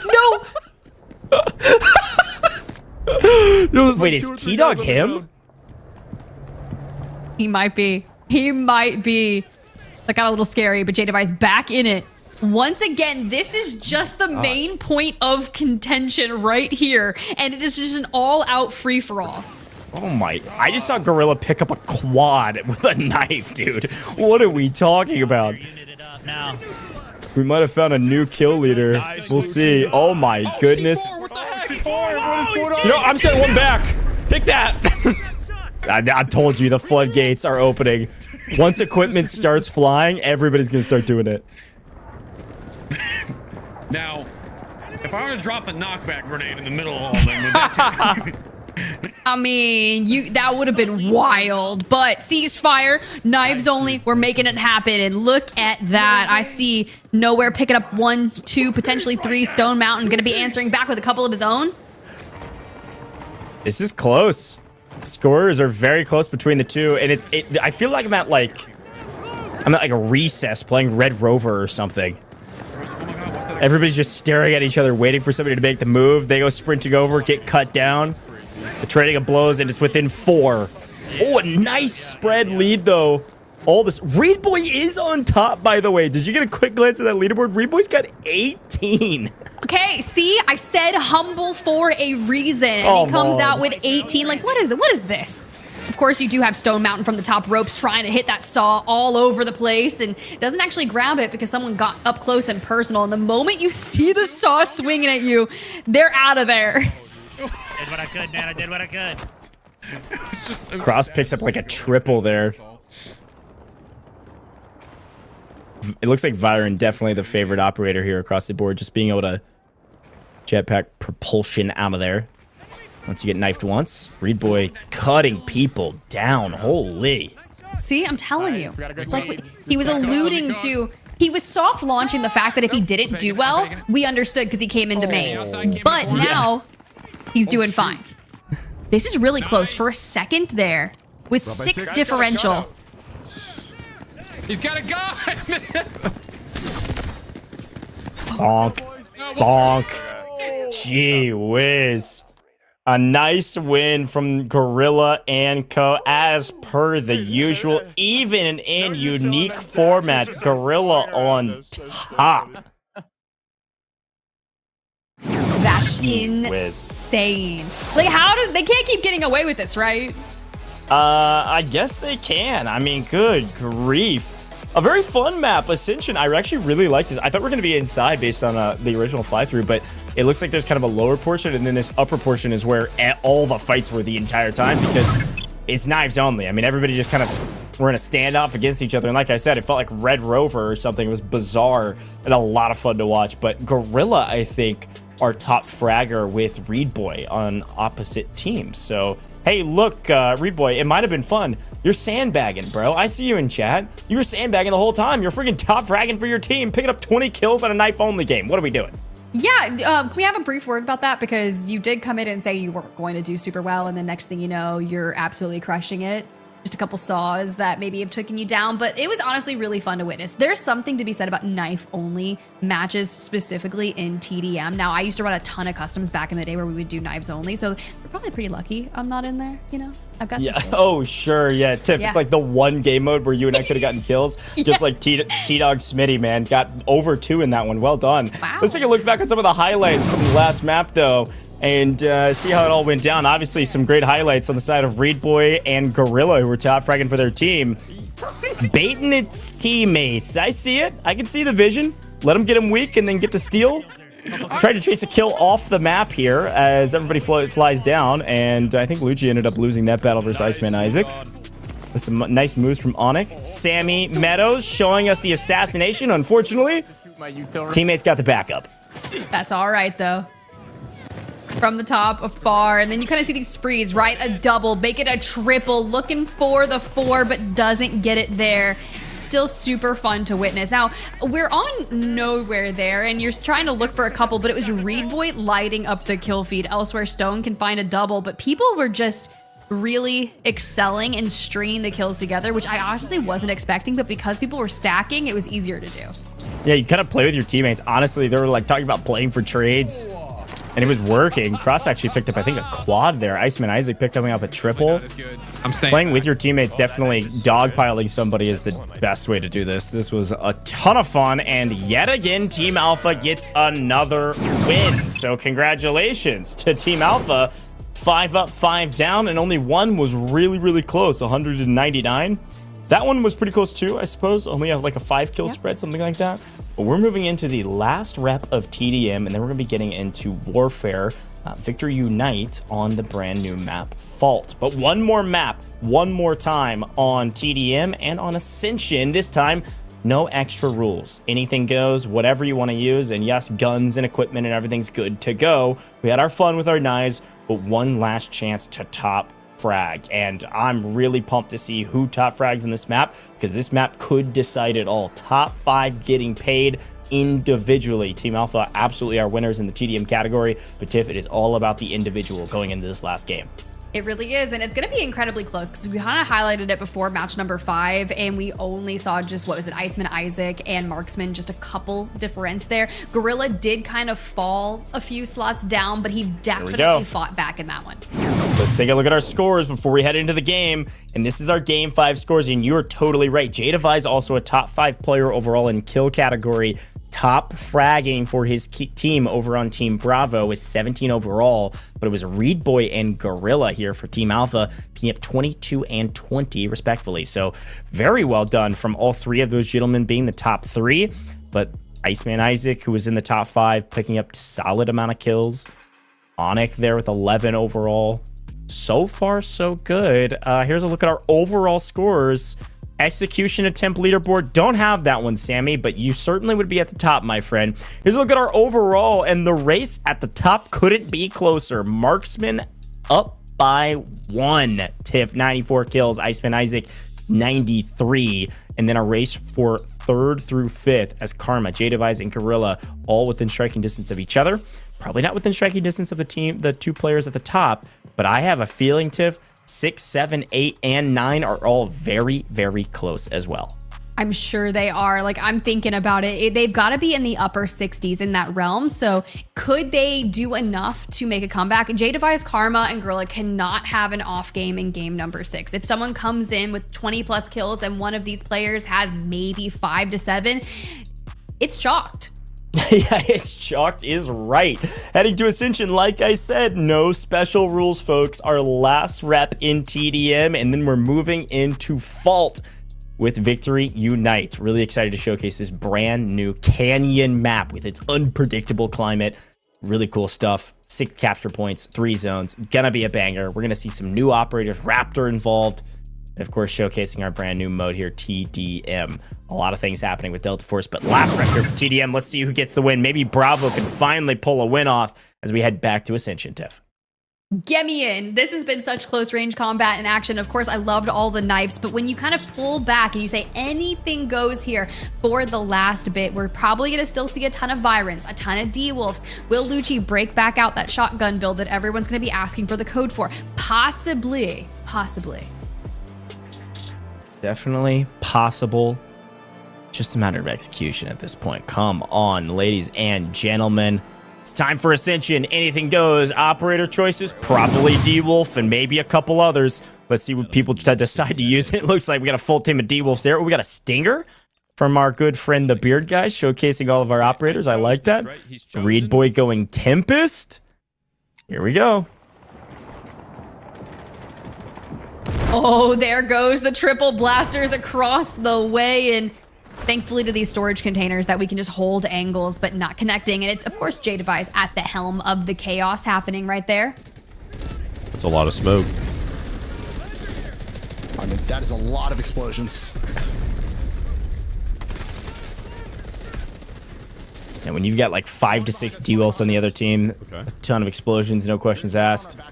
A couple Stingers, lots of smokes to play through as well. I'm liking what I'm seeing right now. Again, you got to remember the top 5 race. It's Marksman and IceManIsaac racing against each other. It's then Gorilla, JDevise, Karma, all inside the top 5, and several other folks in the top high 60s. Watch for those names on our leaderboard.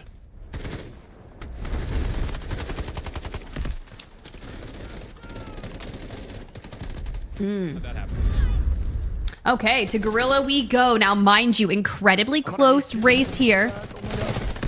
And making a passage like that could be nice. We know JDevise was nearby on the other side, but Marksman, who wants to make sure that we can throw down a banger last match. I think this is a great way, but they're going kill for kill. This is the closest game we've had in a long time. No, bro. Yeah, Bravo wants some blood, man. Everybody's figured out the angles. I love this overhead look. Recam showing this beautiful map, the way they've taken down Ascension into a tiny section of the map for TDM. IceManIsaac in a race for the top 2. Unfortunately, starting off, I think, a bit slow for him. He's finding himself getting pre-aimed in some of these corners because of the way the map's positioned. Some of the opposition playing nice and slow on these long angles. Can't quite find an entry point. There's one. That's Onyx on the other side getting cut down. I'm telling you, that underground flank is insane. Oh my, I just jumped off the map. I love that. That's okay. Just a brief moment to reset. Oh, I just got get back in. That was crazy. Now, mind you, he's fighting inside the top 5. That's a nice little 20-second freebie to the rest of the people inside the top 5 that he's given up. I love how he said, I jumped off the map. T-Dog goes, I love that. Yeah, as soon as you spawn, it's unbelievable. Love that out of you. Keep up more of that energy. I'm going to do it. Hey, look. T-Dog might not be top of our leaderboard, but he's not the bottom. He's a great teammate. It might be watching you, though. I killed a couple people doing it last time. They're watching. Okay. Let's Let's make a play. We're trying to bounce around looking for the headshots there, but does a ton of damage, but gets cut down instead. For Sammy, though. Sitting in a corner there close, Luke. Not the corner campers. I've seen so many of those over the last 5 matches, and in the final we go. Sammy's looking for a play. Onyx putting up some pretty decent numbers. This is a player that could maybe break into top 5 on this map if he keeps up this pace. JDevise proing staying alive, playing really long angles compared to some of his teammates. Anytime you're dead, not on the map, can't be getting kills. But at the same time, the respawn is so fast in TDM. This might come back to bite him.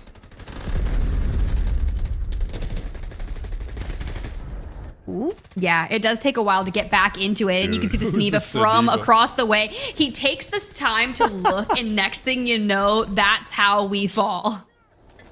Yeah, somebody's running Sneva just walking around the middle of the map, distracting everybody. Probably gotta try to go under, right? That's it. The last 2 times. Oh, nice. Under, they able to collect a couple kills. Just kind of messing with them down there. Yeah, this is the part of the map we didn't see during the knife fight, and JDevise picked up. Oh! Not the timing. Right under us, under the helipad. T-Dog picked up the kill, but the Tempest player rolling in. It's a nice value. Thing switched underground real quick. Oh. Wait, yes, okay, that's what we want to see, Marksman. There we go with the healing. Oh, jeez. He gets the triple, but it's across the map that actually takes him down. Yeah, no wonder Marksman's near the top of our leaderboard, if not at the top. He was in first going into this by 1 single kill. That dude is picking up triples every life. No, Stone Mountain underneath by the computers.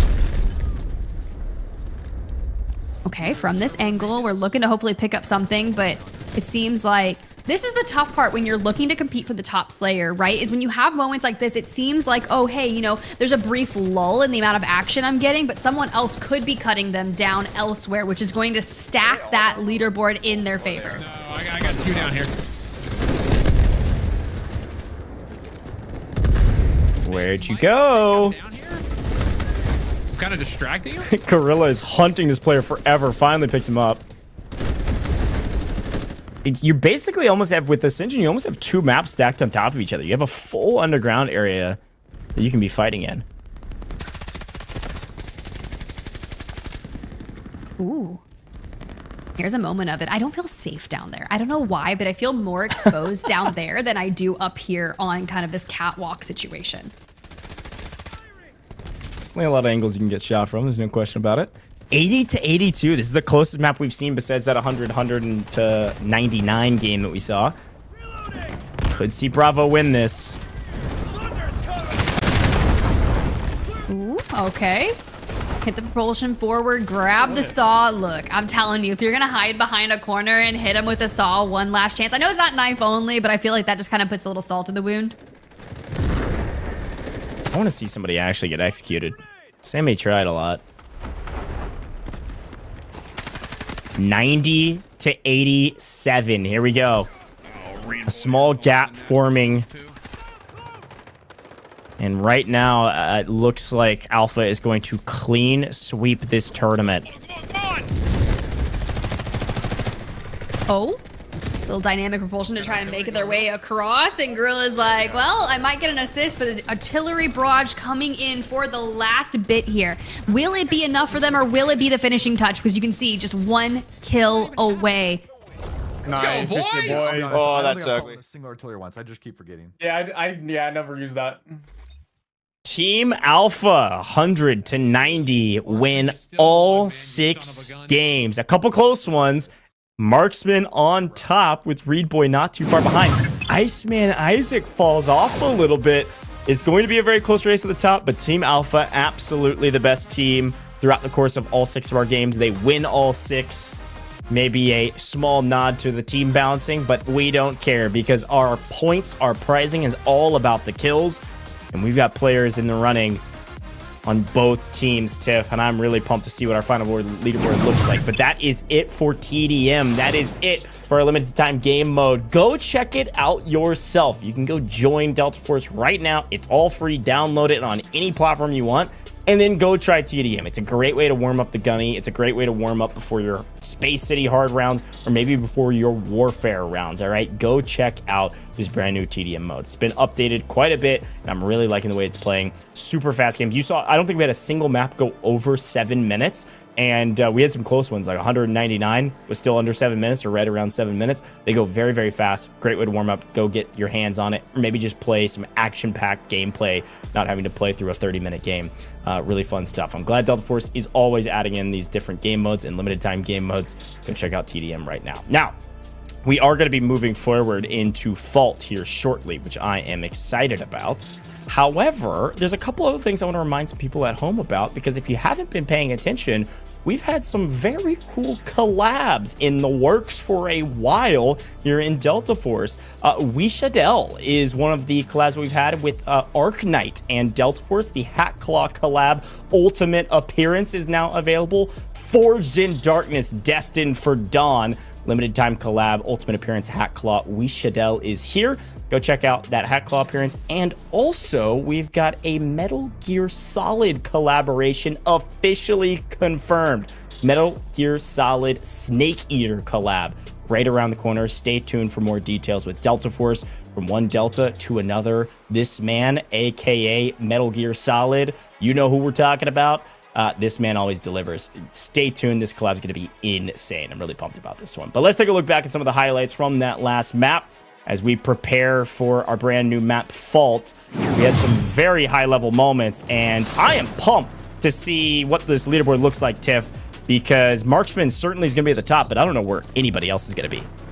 Yeah, and I think that's going to be really close. Now, mind you, it's a lot of cash changing hands, right? Especially when you think about it. $1,500 for first place on the top Slayer, and fifth place taking home $500. So as you kind of look through these replays and the fun moments from game number 6, is there anyone in chat there? Who is sticking out to you? Who do you think's gonna make their way? Because I'm telling you that Tempest roll into a kill is disgusting. I love people that have killer movement, and I think TDM just really showcases it.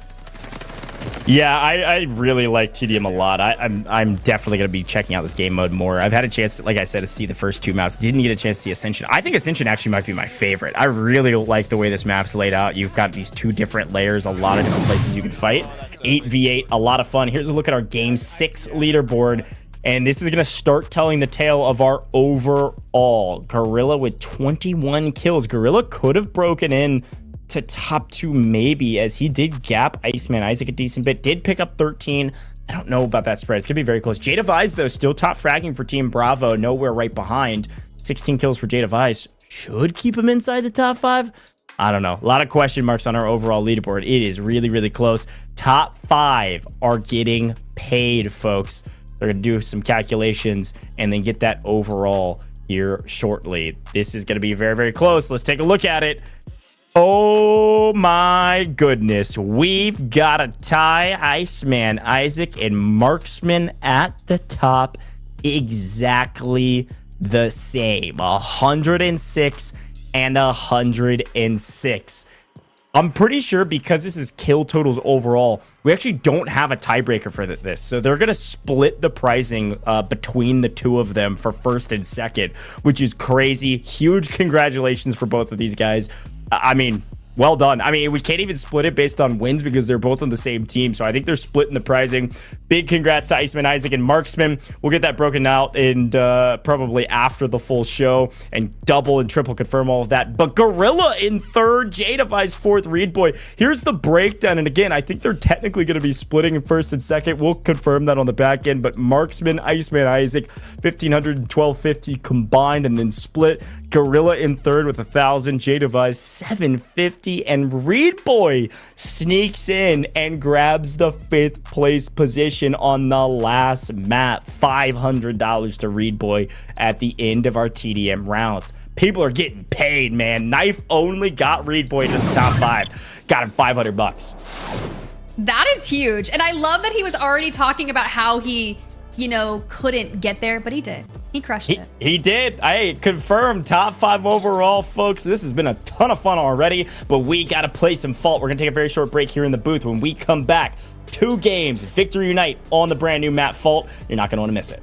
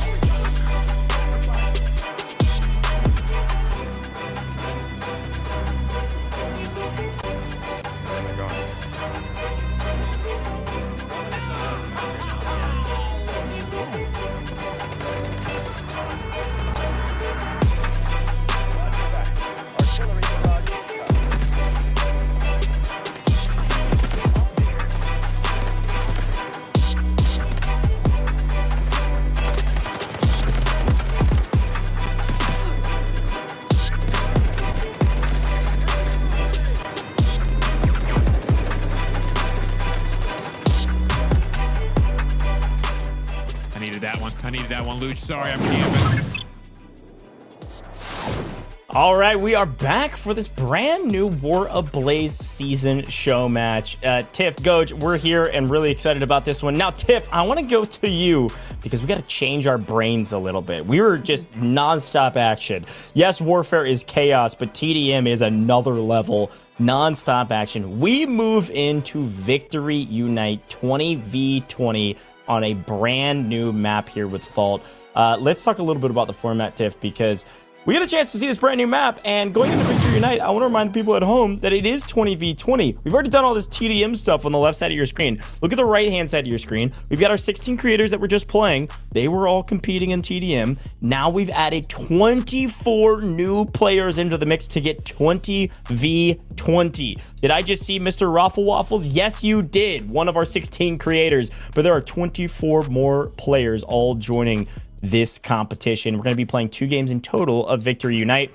Each team's going to attack, each team's going to defend, and then that is it. Now, this is the way it all works. Yes, Fault, yes, our 2 matches, and yes, we'll be swapping sides, but the rewards will be granted to the winning team per round. So we've got a top 5 Slayer overall, we've got a top 5 Medic overall, but we also have 5,000 Delta tickets going to each winner of each map. Will it still be Alpha?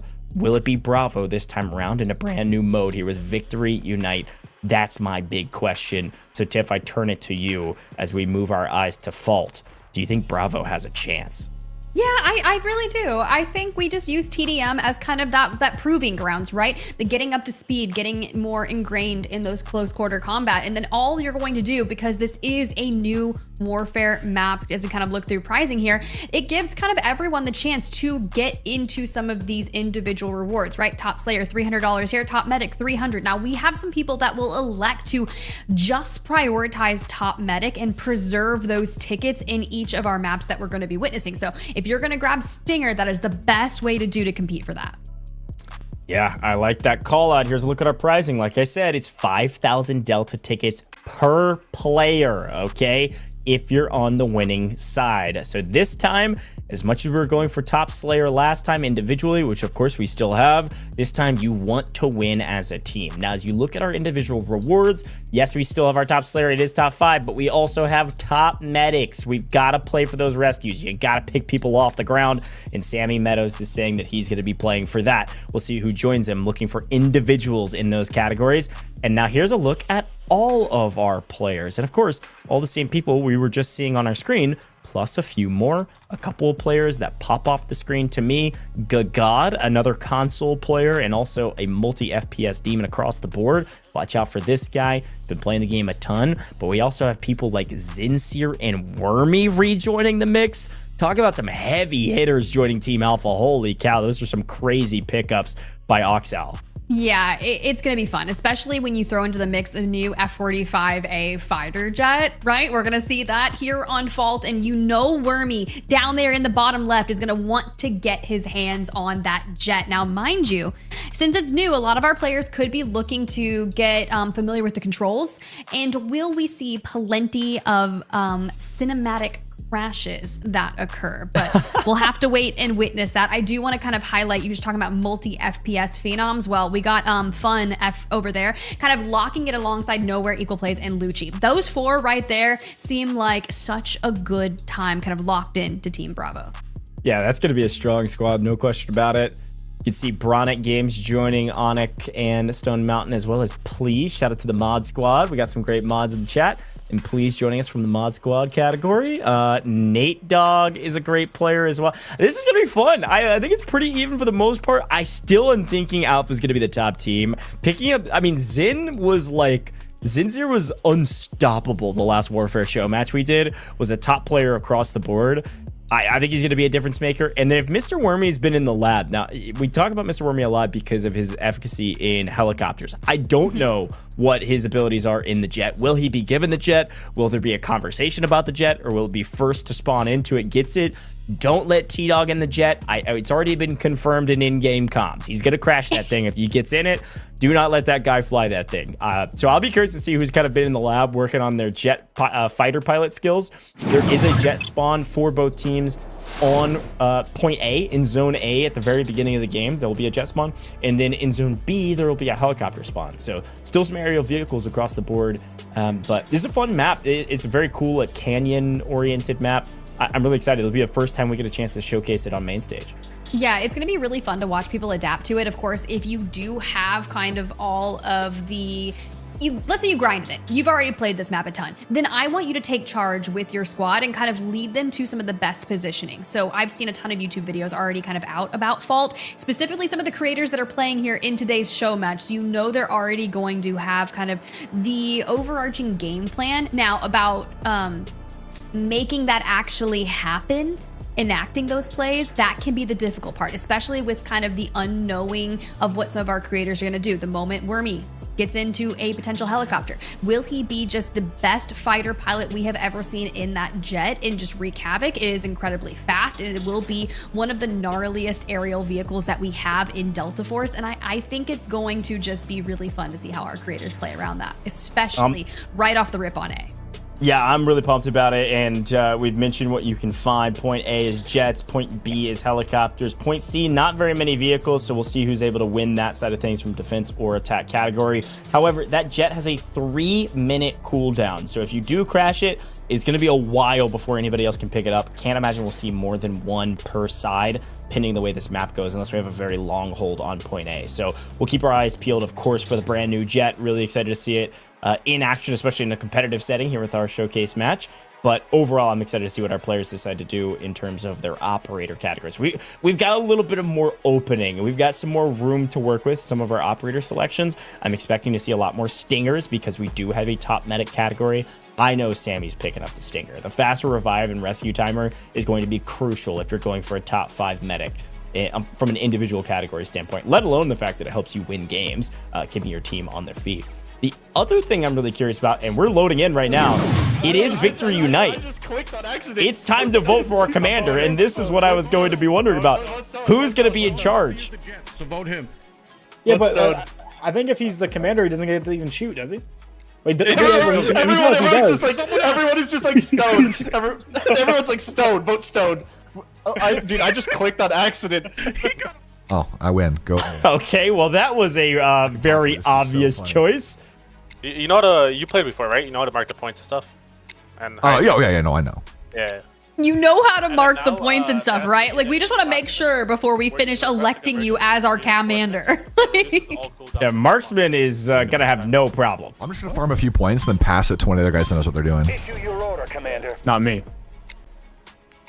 Just pass shit, can everyone hear me now? Or Tom, just take it after. Yes, sir. Perfect. I'm going to farm a few points with Commander first, and then pass it to someone else that knows what they're doing. That way we can get like multiple people up on there. Reinforcements. I mostly just had to make sure Voet couldn't get Commander. Oh, really? I saw that and I was like, yo, I mean, I'm okay losing, but we've got some really good comms from these players. We got a lot of insight into this battlefield.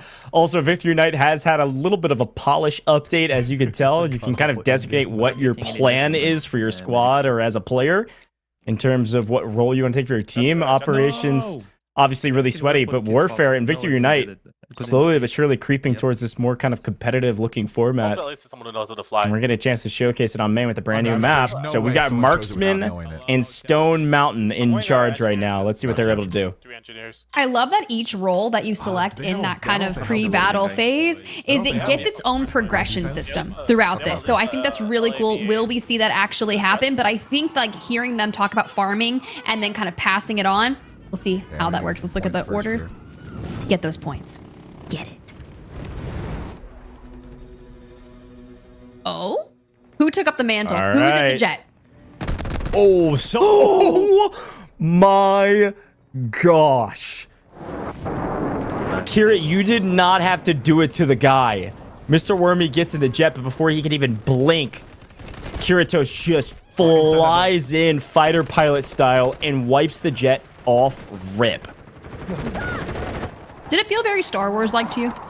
Oh yeah, that was cruel. I mean, that was just mean. An insane start, and all of a sudden, as much as I want to focus on the Jets, there's only one on the map right now, and the attackers are flying through this first point. And again, there's 3 zones, 6 total capture points. So you're gonna have A1, A2, B1, B2, C1, C2. IceManIsaac on screen right now was a pilot IRL, is probably very thankful he was not flying that first jet in our Warfare game. The crazy part is just hearing it. Like, it gives me so much stress knowing that that's around you, but at least we're still here vibing. Of course, 200 tickets off the rip and plenty of vehicles all around. So let's go ahead and see. What are we going to lock in? Looks like potentially Luna. Decisions. Dude, why are the guns different? Jesus. Okay, there's a couple of them on the hill. There's 2 tanks now. 2 tanks now. Not what I want to hear for y'all, but it's okay. Yeah, hey, look, it's Warfare. This is Victory Unite. Vehicles are going to be a huge boon for your team to be able to find some success on the map, as per the usual. Oh my goodness. Jet comes flying. That thing is fast. Holy cow, that thing is flying in and out. You can see our Team Alpha is flying through this first couple points here, picking up kill after kill. No.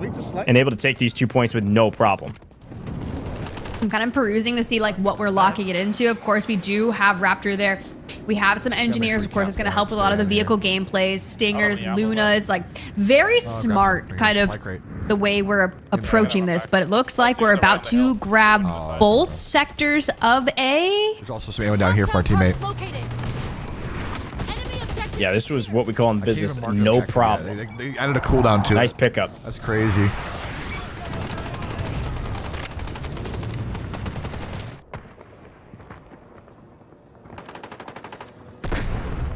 Beautiful aerial look. As we move on to B1 and B2, our jet sweeps in, picks up a kill, and then moves on his merry way. The snipers have a line of sight. You're gonna have to smoke because the snipers have a line of sight. Nice little rescue right there. Now, I do love that we got a good look at the canyon and how this is going to be affecting this essential mid-map. But think of all the information that we are getting and just trying to make sure we're staying alive and healing and just about 4 HP shy of making that kill convert. But I love that you see kind of with the free cam, the vehicles at the front and kind of this helm of how we're trying to navigate this high to low ground distribution. Coming in from? They're going to come like from down the hill a little bit. Yeah, from the red area. Yeah, the other thing is like knowledge of this map. There's been, we added in a bunch of community players to kind of fill the rest of these spots, right? Because it's 20v20. And some of these players are what we call in the business as well, giga sweats. I mean, there's no other word for it. And so you're seeing some of those players pop off, but you're also seeing Nowhere pick up quadruple kills, just lining them up, knocking them down. Quick quadra kill for Maine. All right, Nowhere. I know you're good in operations, bro. I didn't know you had it like this in Warfare as well. I got you, baby. That's what I like to hear. I've got you. HP going up, and we are ready to get back into the mix. Now, mind you, top medic is going to be something that we're looking for the individuals and rewarding with cash. So keep tabs on the players that are getting reset here.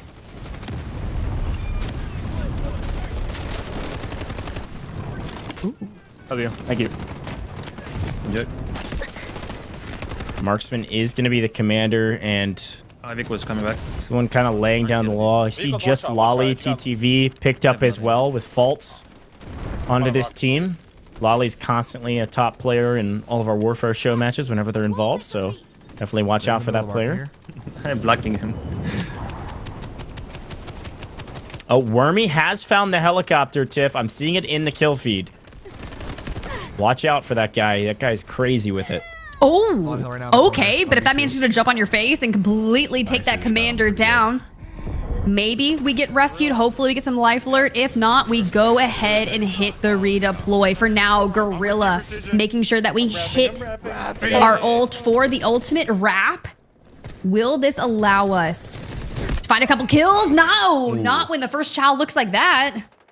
There's Wormy in the skies, laying down some covering fire for his team, trying to help out after a brutal awakening. with the jet off rip, but Stone Mountain as the commander, setting up some objective capture points to try to defend. And so far, it is all alpha all day. We have been able to control B2 for a little while, though. I don't know how to do any of this, man. I've never played this before. They wanted him in the lead. I'm getting back shots! Getting back shots! Oh my god, there's like 5 of them here. If you like open up a dictionary and you look under the word passionate, I think it's cross to crown. Guy! How does he see me? They're in the window. Yeah, we threw on some old-timey mics there with the voice changers. I like it. Here's a look at Reidboyy. Can't quite get through the window in time. Sammy said he was going to go for top medic, and he is running Stinger, so this is all checking out. Makes a lot of sense. He's just going to go for revives nonstop. I'm just rezzing them right in front of him. You've got to risk it for the biscuit, especially if you want to get into the top medic category, and those are the kind of hero plays that we want to see. A doubling down with some kills right after the reset, straight into picking up beard guys. Not wrong. Number 1 healer at A. Oh, who's that? No.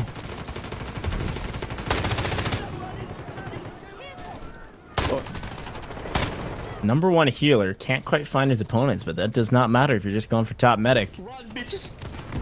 So far, so good. Team Alpha gonna push through B1 and B2 very quickly. A nice early lead for the side of Alpha.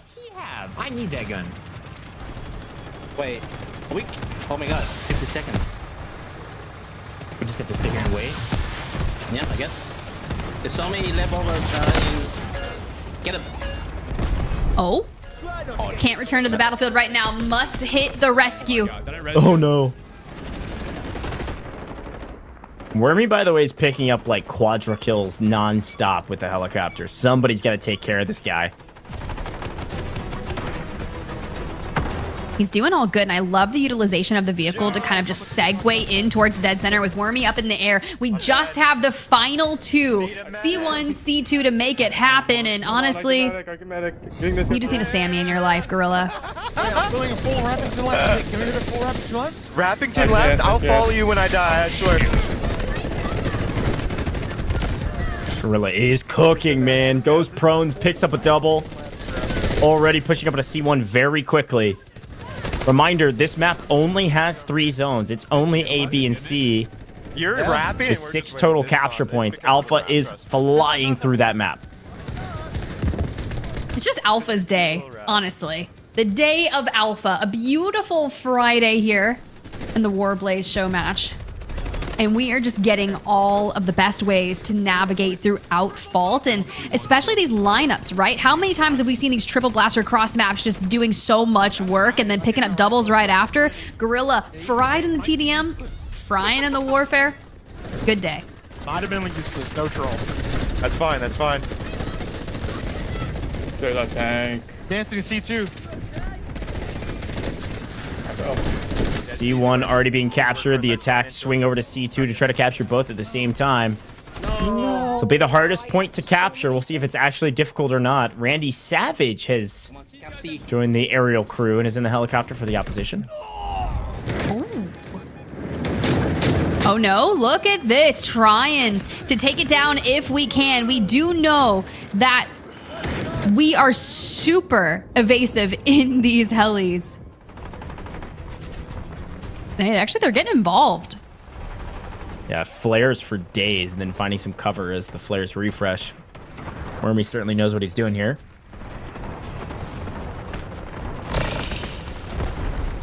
Roger that. Artillery barrage incoming. I could have gone that, sorry. All right, we got some artillery barrages coming in as well to wrap up this map. Alpha is flying through it very, very quickly. Last point remaining is C2, and they've got a nice push going. I kind of like the way that we're approaching this, right? Just kind of hard wrapping all the way around the back of C2. It's a good way to kind of suss out anyone that's lurking. Of course, just constantly keeping the pressure. It's going to allow you to open the up and hit the cross, but still needed to move kind of quicker there. I believe it was Fun that was lurking out there. What the?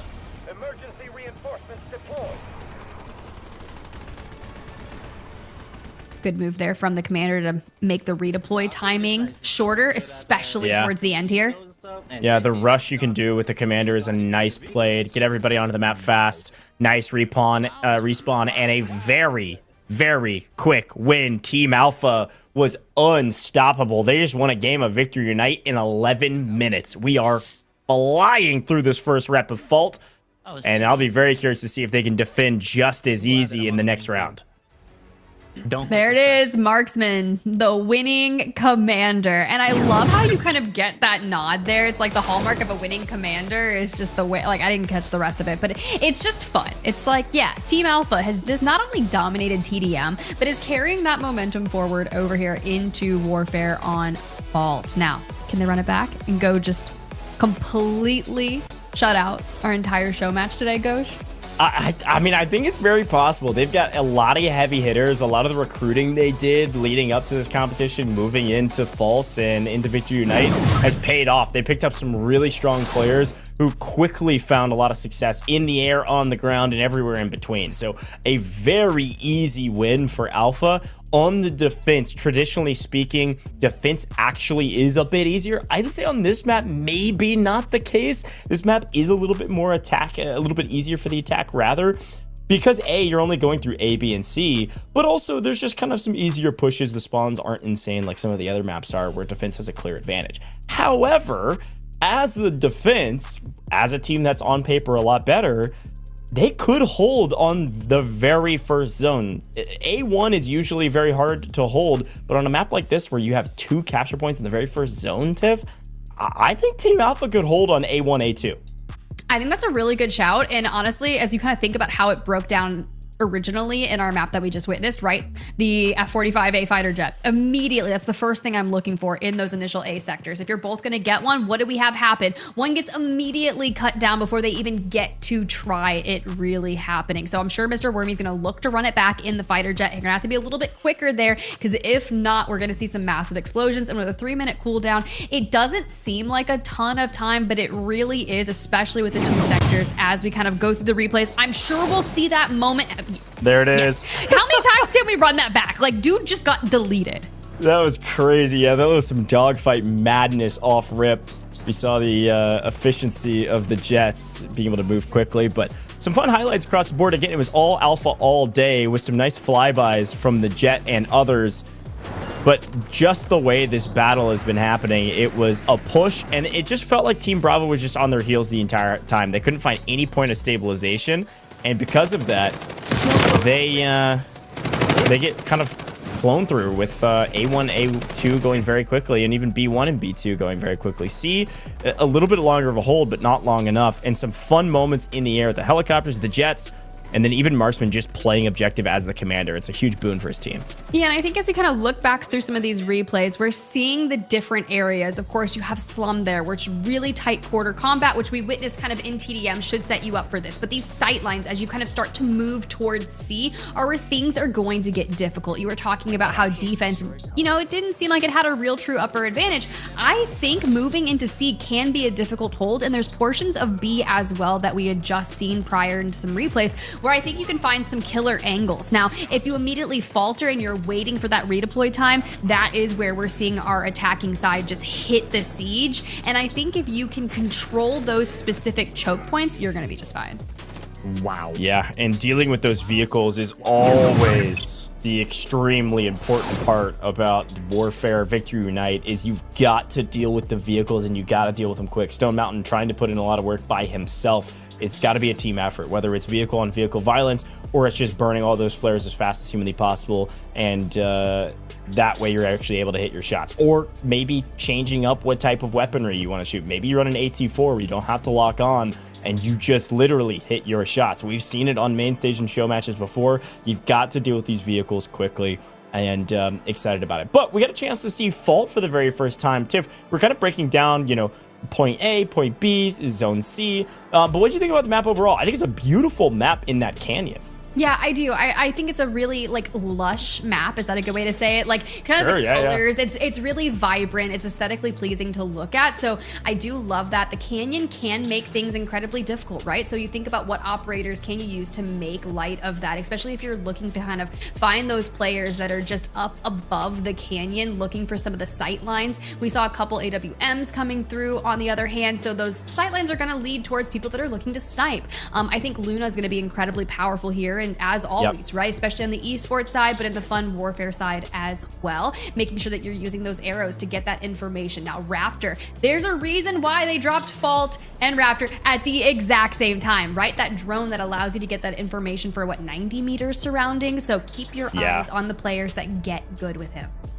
No, I totally agree. I think recon operators on this map are going to be massive, especially because you got to remember with this map, something we didn't really see because frankly, we just moved through it so dang quickly, is that the canyon's climate is extremely unpredictable. There's a thick fog capable of obscuring vision that can happen at any moment as well. So holding out until the fog lifts is absolutely key, but also running some of those recon operators that you can actually play through some of the fog, like Luna, will be very cool as well. So good luck to all of our players here in this brand new battlefield. Fault, you got to go check it out. Go get your hands on it. Warfare's had a lot of updates. Operations has had a lot of updates as well. If you haven't seen some of the updates around Layali Grove, I think it's on fire, folks. We got a lot going on with War Ablaze, a brand new season. We've talked a lot about Raptor. We've talked about some of the new appearances. I was calling them Wishadel because I looked up the pronunciation. Somebody in chat says it's Wisedale. I'm not sure that's correct, but either way you look at it, the Arc Knights collab has been insane here with Delta Force, and the Hat Claw collab ultimate appearance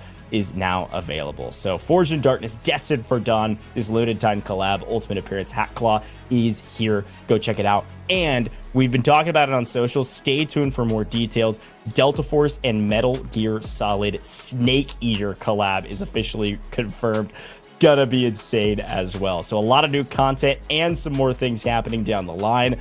I'm really pumped about Delta Force right now. I just got back from China, the DFI LAN. This game is wild, and they are constantly dropping big updates like this. So couldn't be more excited about not only some really cool skins. We saw the Saw melee weapon a moment ago, and some new skins coming up down the line, but also just new content like this brand new map. Yeah, how blessed are we? I mean, look, you had what, 28 hours of travel to get back here along so you can be here for the War Ablaze Showmatch. You and Reflections absolutely crushed it out in China, and it was such a fun event to witness. And honestly, when you come around and you got the anniversary of everything, all of the new Delta Force updates, the quality of life changes, it's just really cool to see. So anytime we get to kind of step back and see the show matches and all of the community creators, plus kind of some of our Giga Sweats together, it makes for a really good time. Now, we did see some of the changes, of course, the new F-45A jet here on Fault. There were some tweaks with the helicopter, is right. It does get that new secondary gunfire. What is it called? They're calling it the wire guided missile, I think. So I'm curious if we can get some hands-on helicopter action here on our second map of Fault. I think that would be fun to witness. Yeah, I totally agree. I think this map may go a little bit longer than the last one, or it may be the exact same length as they stifle their opponents on Zone A. A1, A2, if they can hold that position there, probably a 10-minute game as well. It'll be very, very interesting to see what happens in this one. Again, Alpha has not lost a single rep yet. Not one. And they could go perfect on the day with the recruiting they did and just the caliber of player that some of our content creators are. I don't know that they're going to necessarily lose this, but we'll see. We've got console players, we got PC players, so I want to remind everybody at home that yes, you can play on both of these platforms, PS5, Xbox, as well as PC. You can also play on mobile. I saw some folks in chat saying they were mobile players. Go download Delta Force everywhere you can find it. You got Epic Games Store, you got Steam, you've got the PC launcher, you've got Xbox, PS5, mobile. It's insane. You can play Delta Force everywhere. We love Delta Force in this house. I'm really excited to showcase all of its different ways that you could play it. And we've even got some crossplay happening in this tournament. So definitely go check it out. And again, I want to remind you as well, as we're about to jump into this very next round and the last round of the day, that you need to drop a follow on all Delta Force socials. We're live all over the place for all of our live streams. We always are. I'm talking TikTok, Facebook, even on X. We're live, Twitch, YouTube, all of those places. But also, if you want to stay up to date on all of these tournaments, you want to learn more about the events happening down the line, go drop a follow on socials, but join the Discord as well. We've got some great moderators in all of our chats that can help you out with some of those links, or you can scroll down to the panels down below if you're on the Twitch channel. Discord's got all the things you need. You can also just set alerts for things you want to be alerted about. If you're a big Warfare player, you can join the Warfare section. If you're a big Operations player, you can join the Operations segment. You can pay attention to all the dev live streams. They've got Q&As happening, folks. Delta Force is non-stop, and I'm pumped to see what they're able to do in the upcoming updates as well as this one. So all things Delta Force, I'm here with all the updates, but we've got one more map to play. And Tiff, I think as we look forward to this map, again, Team Alpha's been unstoppable, but it's all about the map fault. And I think, did our team Bravo, maybe, yes, they struggled, but did they learn something about how to take point A? I think that's the big question I've got as we are about to get into the game. I feel like it's just an all-out run. I think you sprint towards it. I saw a ton of triple blaster action right off the rip and just trying to position yourself above your opponents. The moment you take that high ground from them, it can be really nice. But however, think about like when we were on kind of IceManIsaac's POV and kind of some things that he was doing.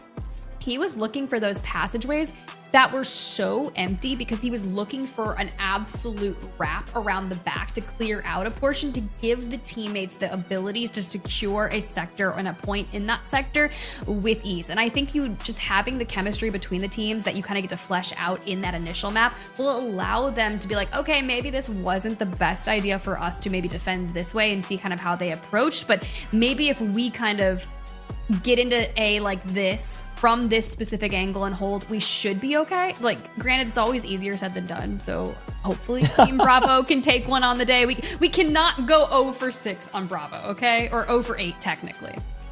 Yeah, I mean, we can, and we probably will, but I would agree. I hope not. I think 0 for 8 would be a brutal one for Bravo, but everybody's having fun. The comms have been insanely smooth and a lot of good stuff across the board, and it's been cool to see all of these content creators, some of which play Delta Force all the time, some of which haven't played a ton of Delta Force, join us for this competition and have a dang good time. We've seen, I think the knife only round we had in TDM was maybe one of my favorites. I think some of our players' favorites. I even saw somebody in the Discord say, I wish that was a limited time mode, just knife only, non-stop.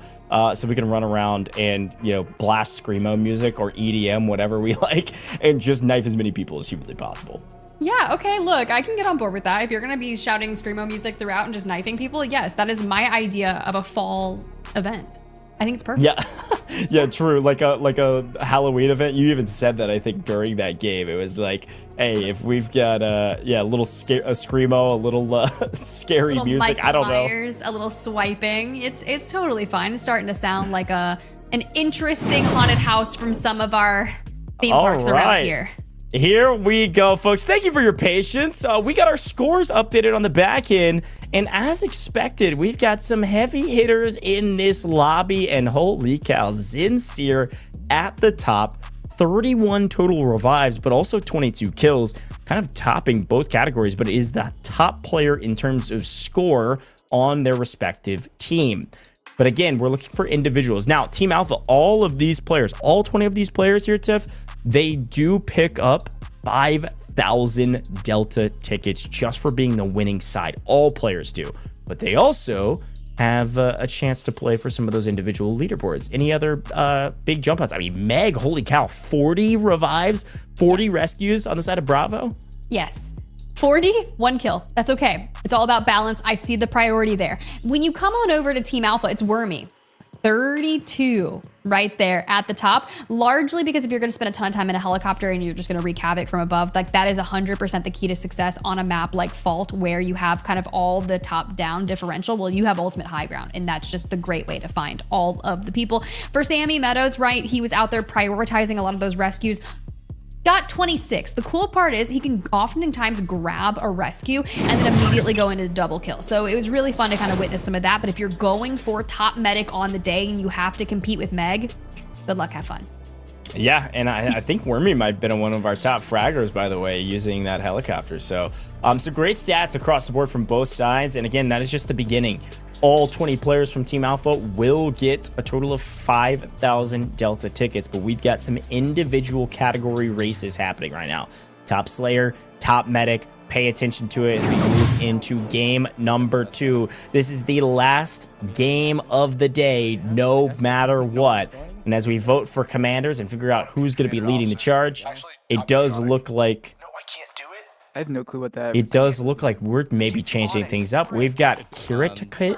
I'm going to go with Kirito. Kirito, one of our community members that was frying in the last map and actually was the one that got that jet clip, Tiff. I don't think Void's we get another one since season 2, though. Have you? Okay, so here's the deal. Looks like we're kind of undecided. But if you're going to have Savage in your name, you're getting a commander mode for me. It looks like that's it. Perfect. Little Randy Savage action. Get into it.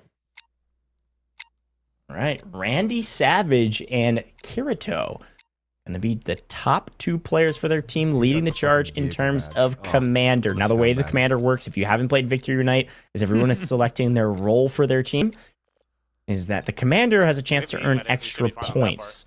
They can call objectives for their team, like, hey, capture this point in this time limit, and if you're able to do that, then you earn some extra score. Call in vehicles for your team. I'll take out my personal vendetta. We saw the rush, the I'm gonna try going to assault this game and see how it goes. Decreased respawn timer for your team. If you're able to earn that, that's a huge boon. All right, let's see what they're able to do. Anti-tank mine. I guarantee it's one or the other. Like it's got to be their squad. No one else is running probably. that. Yeah, I think it is. Yeah. I was kind of like listening in for some strats there because the fun part about the comms when we saw the commander get selected is he's like, oh my god, he has the vehicle badge. And how critical are vehicles here in warfare. So making sure that you've got engineers to combat all of the vehicle utilization. Someone's going to have to stop Wormy, okay? Yeah, just info. Just start talking to everyone. My mic's not that great. Well, we've got some jet battles happening already. And it's the same 2 players. This time, Mr. Wormy gets out of spawn in time. And so while there's a dogfight happening up above, the map is exploding. And down below, it does look like Mr. Wormy wins the fight.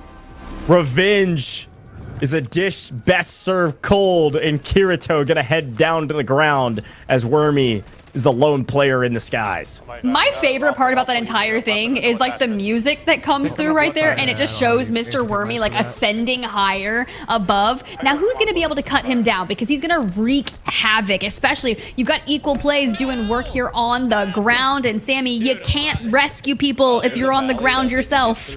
That's probably where they went. What gun am I using? Every single one of them is on the roof. Yeah, this is so good. There's like 6 of them on the The attackers, Team Bravo, we have swapped sides, and they've already made quick work of A1. This is looking like a totally different map, a totally different Team Bravo potentially picking up kills and picking up A1 and almost A2 already. Oh, by a friggin' plane. WWW. By a plane. Okay, yeah, I mean, there's an F-45A fighter jet up in the sky that is just gonna have your name all over it. Meg down, Pastella's down, Waffly down. Also, I love the way that that's his name in game because it makes me happy. Yeah, our entire team is dead. Yes, fun, it is. That is true. All right, slow tactics, chat. I don't know how to drive these things.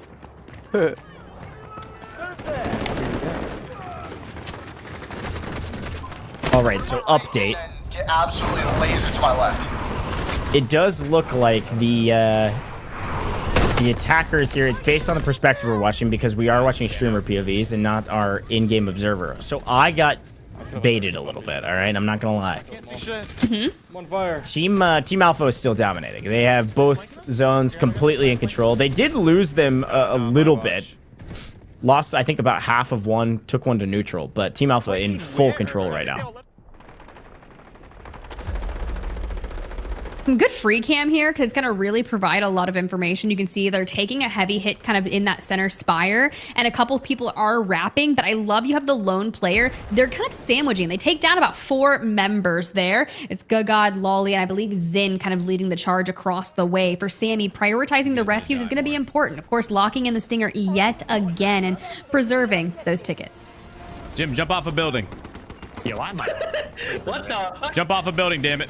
That's fucked up, Dad. I gotta test something. Honestly, an interesting conversation point. Sammy is asking his teammates to damage themselves so he can get a revive to juice up his scores. They're winning so hard right now that Team Bravo likely going to have a lead in terms of revives because they have more people to revive because Team Bravo is dying over and over again. Nope. Respectable. Respectable. Yeah, if you're gonna run an engineer, let me see the missiles fly, Marksman. That's 100% what we love here. You boys go on without me.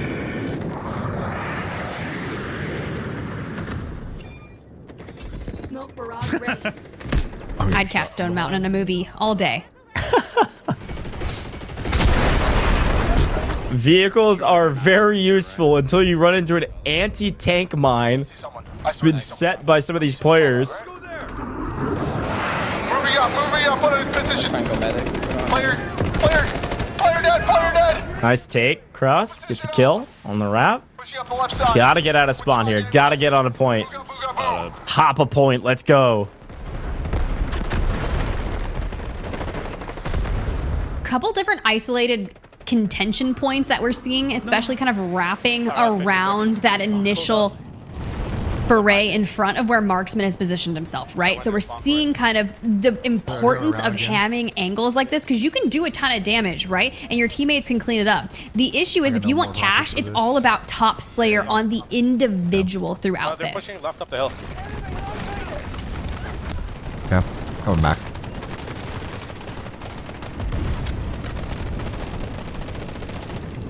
Oh, come on, I'm climbing.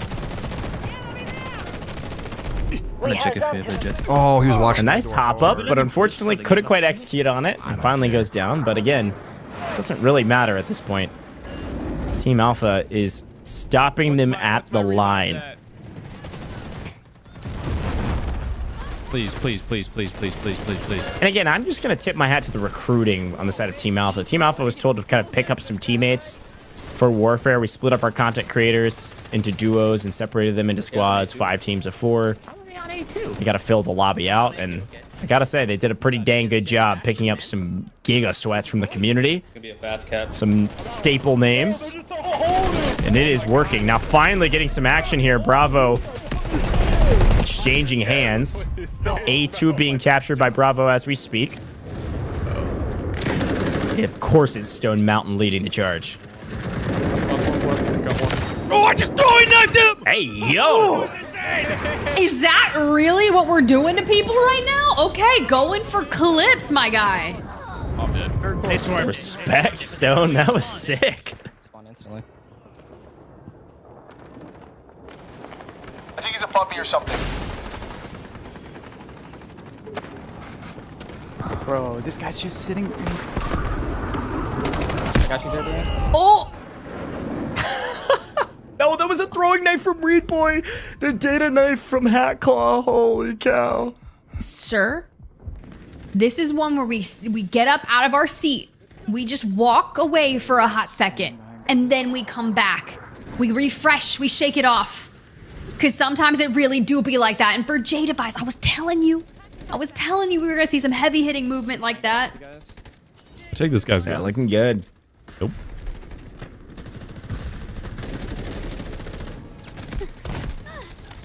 I respect a sniper as an attacker on this map. He's going for clips right now. Jet's back online, though. Let's see if I can find any value on the map. A2 still a bit in contention, but frankly, a bit of a stalemate right now. The team's saying, let him cap. We got a stat pad, and frankly, I'm here for it. Team Alpha, dominant team, but right now, A2 is the only thing that could be a slight issue. This is embarrassing on me. This is a bad look. Well, they only have 43. It's not like it's happening on main or anything, Gorilla. Definitely not. Just run back. You're chilling, man. You're having a great day. You're having a dang good time. Let him cap. You're having fun, and that's all that matters. Let him cap? Is that what I'm doing? I'm not fighting? Oh. Okay, let them cap and then, do we want to just make them cap both? Yeah, just give it to them. Give it to him. Give it to him. I kind of want to get on there. Do it. Just fall back, I boys. kind of want to get in. Yeah. Well, everyone's falling back. I'm going to get in. This is the only time I'm going to get kills. I want to go 8-0, man. I want to go 8-0. That's genius. Tell your whole team to back off. Give them the point. They're going to get it. Move there. They're going to get both. We are moving to B1 and B2. They want to back off because they want to keep playing. We got the sector, guys. We got one. Nice. They have no idea it was gifted. And Gorilla said, all right, well, my entire team's backed off. I'm running in and killing everybody.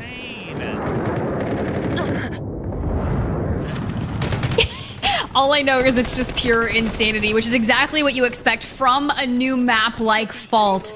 Nowhere here, just cruising thanks to D-Wolf.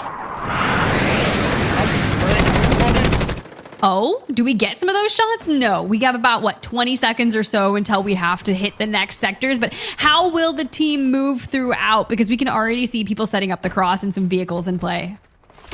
This is a great free cam. You can see the fog rolling in as well. This is what we're talking about with some of the dynamic climate on this map. Obviously, smokes being thrown out by this team, but also a dense fog rolling in onto the map from our perspective.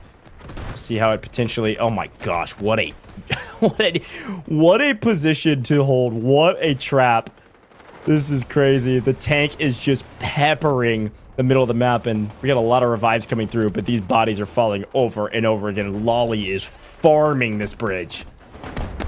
Oh, everyone just left and right. But honestly, Reidboyy positioning himself in places like this, I think, is going to be really interesting to see. No, don't sell. We can't sell here.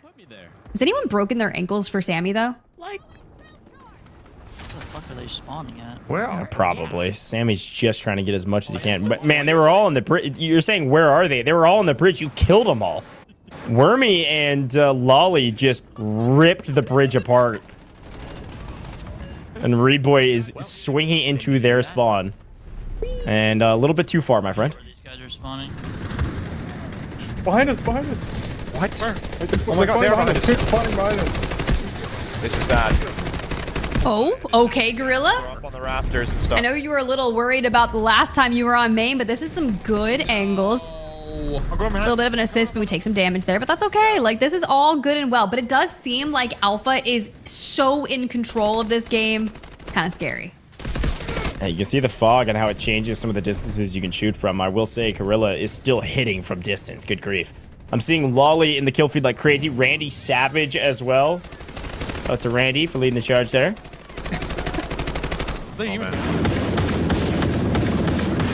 Uh-oh. Stone Mountain. Heli in the sky. Picking up kills from distance with his missiles. As long as he can stay alive. Could do some damage. Yo, if one of you guys want to get in my gunner seat, we can cook right now. I am alive on the ground right now. Alive too, yeah. Okay, okay. Take down that vehicle. Be a boon to the team. So, don't you worry about it.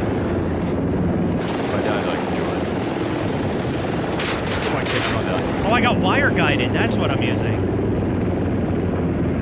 This is that new optional secondary weapon that we were talking about for the helicopter.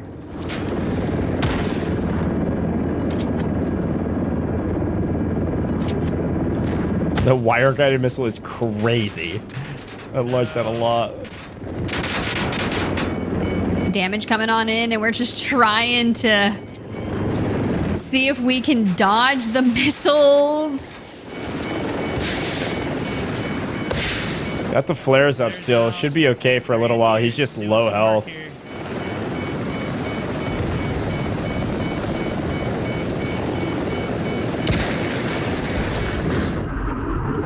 He landed that thing. That guy got out of the vehicle. Still had 30 HP. So I didn't check if he was running an engineer or not. Maybe he's just going to heal it up on the ground and then get back into the fight. Beacon on Bravo 2. Broke.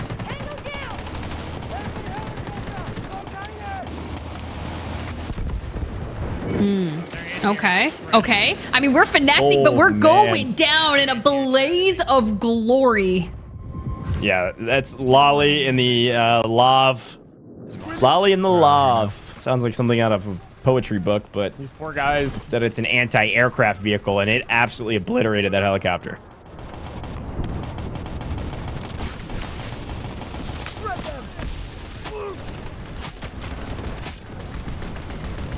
Okay, marksman. kind of on the ground here. You know, anytime someone breaks out of knocks, like I just smile because I kind of love the ability that he brings here for warfare. But I mean, yeah, if you're gonna take it back, get moving there, cruising throughout it. Boys, let him cap. Ball back. Ball back. Retreat! I won't. I gotta get kills here, though. Can I run the captain?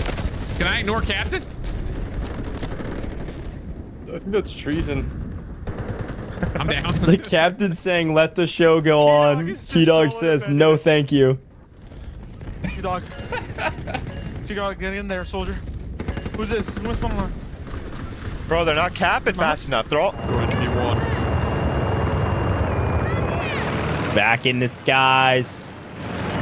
1 point to cap with 20 lives.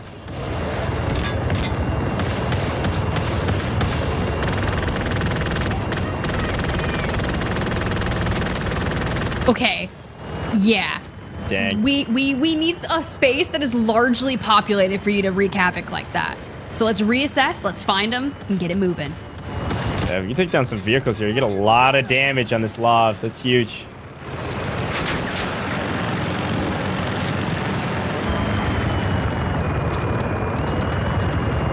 We're gonna be one. Oh, they're. Let him cap B2. Team Alpha 12 lives left, bro. is trying their best to let this team cap both points. I'm shooting this guy out of the jet, though. Someone's captured. Justice for the guy in the jet. He's just trying to survive, have a good time.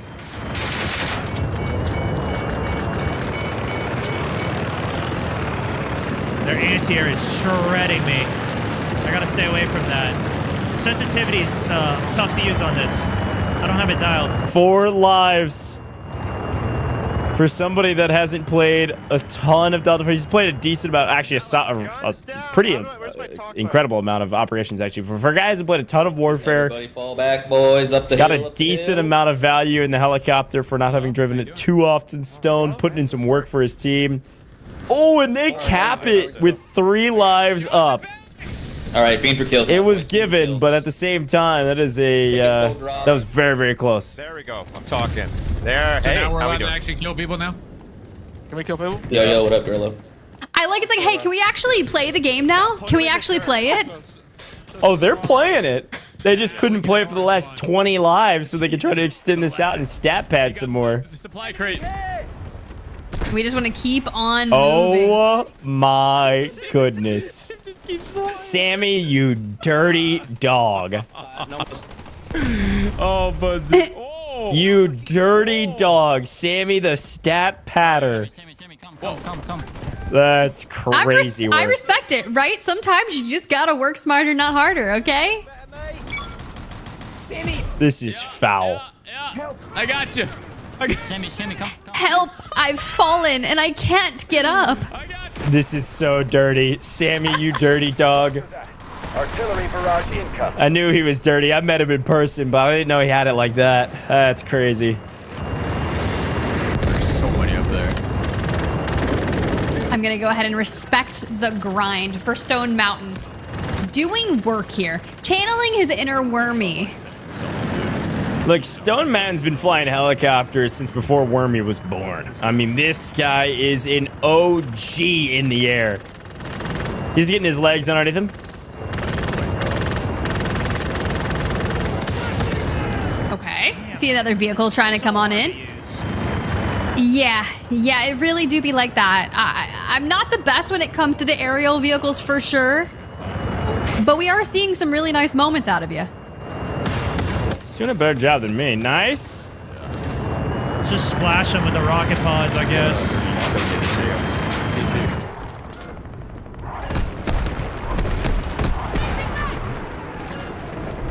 Okay. Out here kind of watching the staircase, watching the walk-ups. You peek for 2 seconds and then tough.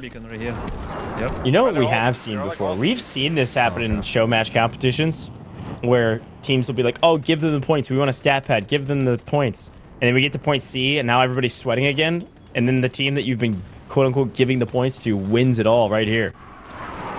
There's an underground. Watch out. boys. C2 in a little bit of trouble already. Yeah, but just not a lot of tickets left, right? Like it's gonna be fine, honestly. At this point in time, we're just looking to rack up enough kills because, mind you, there is money on the line for those individual rewards. If you get top Slayer, you're walking away with $300. If you get top Medic, $300, and it'll scale where we pay out the top 5 in either category. Roger that. Vehicle gameplay, Randy Savage getting mixy down below. Nobody can take him out. Nobody's coordinated enough for that. Randy Savage just picked up like 15 kills. Holy crap. Yeah, I love that. I love that. Reid back up on his feet, though. Nice job. Definitely not breaking him for Sammy or anything.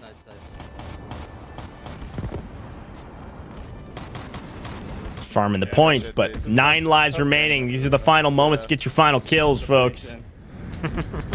The stat patterns say no longer will we allow our points to be captured. Team Alpha must be perfect on the day, and they will be perfect.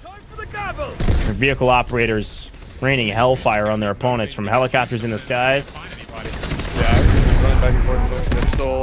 Okay. To tanks on the ground. Holy cow. Flank of a lifetime. The flank of a lifetime coming in at the very end, potentially. For the season. GG's. Good job, guys. Guys, GG's indeed. Team Alpha, the undisputed, infallible champions. Back to back winners, Tiff. 8 backs in a row, 8 maps won by Team Alpha. Unstoppable, very well done. The best players and the best recruiters at the end of the day. Picking up some giga sweats for the warfare side of things. We got a chance to see all of Fault this time in both rounds. Team Alpha gave away a couple points, but they would not give the map up. Team Alpha are your champions. It was feeling very Puppet Master-esque, right? Because it was like they were in control the entire time. Like, oh, just let him cap, We need more kills. It's totally fine. Meanwhile, you're just sitting over there just kind of playing with the entirety of Fault. And I loved it. I do. 8 for 8, though, for Team Alpha is really impressive when you consider when you go back to that second match of TDM on the overall day, it was 1 kill that separated the 2 teams. So to come down to the wire that close, and then we saw some dominating performances like we just witnessed on that last map to Fault, it's a really solid day here at War Ablaze. Hey, it was a solid day. We had a dang good time, and we got to calculate some scores, because here's the thing. Yes, we know our winners. Team Alpha, they're the champions. No questions asked. Each player on Team Alpha gets 10,000 Delta tickets from their 2 back-to-back wins. We also had some individual winners in the TDM category that we've already showed. IceManIsaac, Marksman on top as the top Slayers. But in this competition, it's going to come down to top Slayer individual, which is a top 5. It's going to come down to top Medics overall individual. That's going to be a top 5. If I see Sammy Sucks in this top 5 category of medics, which I certainly will, that man better be passing cash out to his teammates. Holy cow. That was some foul, flagrant, dirty moves on main, Sammy. But hey, you're a cash respecter, looking for it. I respect you, but that was some dirty plays, okay? So we'll see him probably top 5. The question is where inside the top 5 after all of that, because his teammates, I saw Reidboyy and some of the other teammates just downing themselves to try to pick up some extra points, which is crazy. But top 5 is what we're looking for top medics, top slayers, and of course we know our winners all receiving 10,000 Delta tickets. Ooh, okay. We love that amount of Delta tickets, but honestly, Meg had 40 rescues in match number 1 for Fault. So knowing that you were, double digits, I think he only had 26 prior to this. So you really did have a disparity that you're going to have to overcome. So if he does actually make this happen, you're right. There needs to be a check with Reidboyy's name on it. Sign, Sammy. Like it just needs to happen. Start passing out dollar bills to all your teammates. So let's look back because of our replays from that last match. It was an interesting one. It was a map that could have ended in 5 minutes, but instead, Team Alpha said, here, have a couple points. And it started with some fun Jet gameplay where Mr. Wormy finally beat his opposition. Jet on Jet violence, a dogfight in the air turned into a nice value add for Team Alpha, who were absolutely unstoppable. And Sammy, he tried to get a couple kills here. Actually did. Wow, insane. But it was all revives for Sammy. We got a couple kills on the first couple points, and then all revives the rest of the map. And vehicles, super important. but you got to utilize them correctly. Without the right backup, they're going to get cut down almost immediately. Marksman showing us how to play the game as the rest of the folks try to figure it out, but Stone hit a crazy clip with a Hat Claw data knife. I loved all the knives that we were witnessing. I know Reidboyy got one as well, and this is kind of the moment where we saw JDevise start to break out some of the sniping, kind of come on through, and this is prior to Stone getting in the helicopter. Ooh. Yeah, and this trap was crazy. That trap on the bridge spawn was disgusting. It was so gross that Delta Force let them spawn in a different part of the map afterwards because nobody could get through that bridge. That was crazy. Stone did hit some clips in the helicopter, ended up living for a while in it, figured out how to avoid the lav in the anti-aircraft, which is a nice boon, but at the end of the day, didn't get enough value to take C1 and C2. The crew on Team Alpha was saying the party must go on, so we're going to give B1, B2 as well, and go to point C. Sector C was a bloodbath. But this moment right here, Sammy. By the way, Reidboyy said it was his idea, so maybe we should start blaming Reidboyy for these highlights. I don't know. Are you shocked? That man is definitely good at when it comes to special niche challenges from prior times, right? So he's probably like, yo, Sammy, it's fine. Light us on fire. We'll break some ankles. We want to see you succeed. We want to see you succeed. I think it's a whole thing that Reidboyy's like thinks that he doesn't shower and he's just dirty all the time. So they're literally a match made in heaven. Those guys got to get together. That's huge for them. But overall, a fun last map. I enjoyed watching all of the madness and chaos and very interesting comms across the board. T-Dog was the lone soldier on his team that was trying to say, no, we do not give them anything. I want to fight to the death. And he certainly died, I gotta say. So unfortunately for T-Dog, the match did go on a little bit longer as they pushed all the way to C1 and C2, albeit Bravo could not push any further. The gas was pushed and pedal to the metal, and Team Alpha, undisputed champions of this entire tournament. Our scores are ready, though. Let's take a look at last round. Who got the most revives? Who got the most kills? Who's at the top of the leaderboard from the score? Let's see, and it looks like Randy Savage at the top in terms of score. Wormy with 47 kills. I think Wormy was in a vehicle the entire tourney. Yo, the only thing I see is 62 rescues at the hands of Meg. Holy cow, Meg. Putting in work on MrRoflWaffles squad there. And I'm also seeing Zinseer as well. 41 revives. Sammy at 34. Kanye West at 32 on JDevise's squad. Sure. All right. Love that energy. Sometimes you just come through, get 32 rescues. Didn't know that was going to be happening here. But in terms of kills, right? Wormy, you said 47, 28 from equal. I'd be curious to see who the top individuals are, Ghosh, because it's going to be close. Oh my gosh. It's going to be close for everyone besides our vehicle aficionado. We knew he was going to be dominant. I didn't know how dominant. 79 kills. He might have hogged the vehicles, but it worked out well for him. 79 kills overall. False, Randy Savage, Zin, and Lolly joining the ranks as well. I told you it was some good recruiting on the side of Team Alpha. They pick up these heavy hitters, and it pays off. Crazy kill totals. And very well done from some of our community members coming in and showcasing how to play Warfare right here. That is a ton of kills across the board for these top 5. Let's take a look at our top 5 medics, though. Revives, they came in clutch, and Meg was the top by a million with 72 there for Zin. And yep, Sammy, you did it. 3 overall, and I think your teammate revives that they gave you wouldn't have changed this leaderboard at all, as 4th was Kanye West at 33 and Iron at 28 here, Tiff. Yeah, that is a pretty large gap between those two. I mean, you could have maybe played for 2nd there with Zin, but the thing is, like, Zin was also getting kills and rescues. Had he maybe prioritized on just one, this could have been completely different, but Meg was just in a league of their own. These are the exact names I expected to see on this leaderboard. Shout out to Sammy representing our content creators that were a part of our TDM side, the only one to join the top 5 leaderboard anywhere. Here's a look at our overall pricing across the board. Again, 5,000 Delta tickets here for every player on Team Alpha twice. So that's 10K each. That's insane. And then, of course, all of our pricing down the list. Congrats to Sammy there, 203rd place overall top medic. Wormy at $300 for 1st place for top slayer. and you guys can read. But nice work from our community members.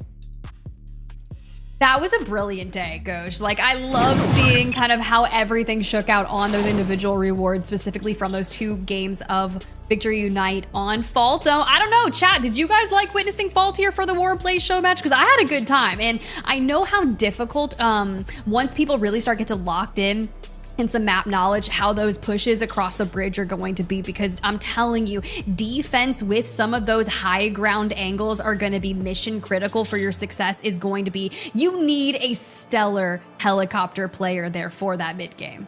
It's all vehicles all day in Warfare. Victory Unite is no different, but a great work from all of our players today. What a fun tourney. All right, Team Alpha, you're unstoppable. Best players, best recruiters, but we had fun across the board for all of our players. Thank you guys for all of our content creators, all of our community members. If you're in TDM or Warfare, thanks for playing today. Showmatch, we got a chance to showcase all of the new content here on main stage with War Ablaze season. This was a blast. Now, Tiff, any final words for the broadcast before I close with a couple of quick updates from the team? No, I love all the updates, but honestly, the Delta Force anniversary, kind of just celebrating the first year, all of the fun new updates, the quality of life that we were talking about, and just constantly keeping things moving for a lot of our content creators, especially our competitors. Just so many things in the works and so many fun things that have already occurred. It's been a blast to be here for the War Ablaze Showmatch.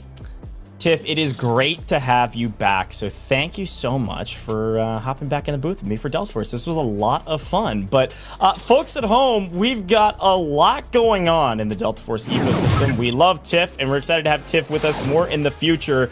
But what is this? This is crazy, man. I'm about to hit some stuff. It is my birthday tomorrow. This is wild. What in the world is happening? Can we make this happen? Go, here no I go. one is singing. Happy birthday to you. Come on, chat. I need you to type it out. Just hit the jams. Happy birthday to you. Get me off, man. Happy birthday to you, homie. Our Delta Force aficionado, our one and only host, the man who just got back from China, just absolutely crushing it, chat. I hope you all just join on me. Wow. Say the craziest things in chat to hype up Goj right now, okay? This is insane. Also, early birthday is wild because my birthday is in like 12 hours. It is tomorrow. Shout out production. Thanks, production, for that. I was about to talk about all things Delta Force. You guys are hyping me up with a happy birthday. Thank you. I appreciate it. Look, chat's saying I'm turning 145. I saw 45. I don't know what's happening. I won't tell you how old I am. I am ancient. Thank you, production. I appreciate that. Yes, birthday tomorrow. All right, to wrap things up for the day, thank you again to Tiff and production for the happy early birthday. But I've got to remind you of a couple things before we close out today's show. War Ablaze season, have you checked it out? If you haven't, you checked it out watching this broadcast, but you got to go get your hands on it, so make sure you go download Delta Force right now. All the platforms you can think of, okay? You can play on mobile, you can play on Xbox, PS5, it doesn't matter. And of course, join us over here on PC, Steam, Epic Games Store, or the PC launcher. You can check it out right there, playdeltaforce.com, super easy stuff. But I really want to remind you of this. You've got to drop a follow on all major socials for Delta Force. A couple reasons you need to do this. One, there's show matches like this all the time that you could maybe be involved in, okay? And if you're not paying attention to socials, I saw some people asking, how the heck do I get involved? Tap into the Discord, folks. It ain't that hard. Get in the Discord, ask questions on socials, follow all the socials. You can even join a creator hub if you are a creator and make content. You could potentially be featured in some of these events. It's really cool stuff happening in the Delta Force ecosystem. We've got show matches, we've got new content, we've got updates, and also we have esports. We just came back from $500,000 LAN in China. It was insane, and the Delta Force Global League is back as well. If you're not paying attention to socials, maybe you missed it. They just posted about it on X. You can go register right now for the Delta Force Global League, whether you're a Warfare player, Operations player, brand new esports tournament online, and you got to get involved. Open registration. You work your way through qualifiers. You could be featured on main stage right here with me potentially casting over your gameplay while you play for tens of thousands of dollars. It's insane. Go drop a follow so you can learn more about the Delta Force Global League and more show matches coming up down the line. However, Yes, new content. We got collabs happening as well. I've been talking about them. Metal Gear Solid Snake Eater collab with Delta Force. Stay tuned for more details on that. It'd be really fun to see Metal Gear Solid come into the Delta Force ecosystem as well.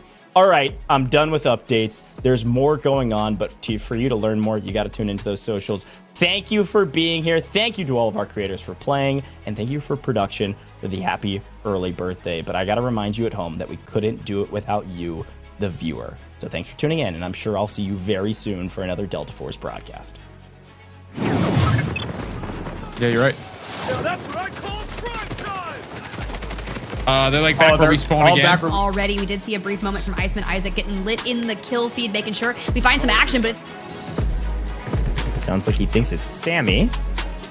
And obviously, flamethrower can be useful. Be able to maybe pull him out of here. It depends. What kind of D-Wolf... But this is a game of runs. That is what TDM is. Little IceManIsaac positioning here. JDevise steps right into it. Creating, if you're like playing, and next thing you know, you take a bow to the face, but a close range Corvette. Yeah, it's T-Dog Smitty. We call him 2-kill T-Dog. Cover, so he should be able to pick up a couple here.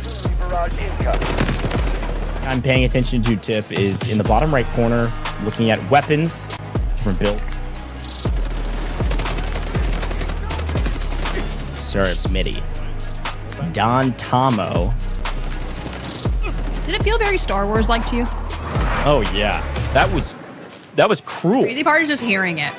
Like, it gives me so much stress knowing that that's around you. We're still here vibing. Of course, 200 tickets off. I mean, that's no other word for it.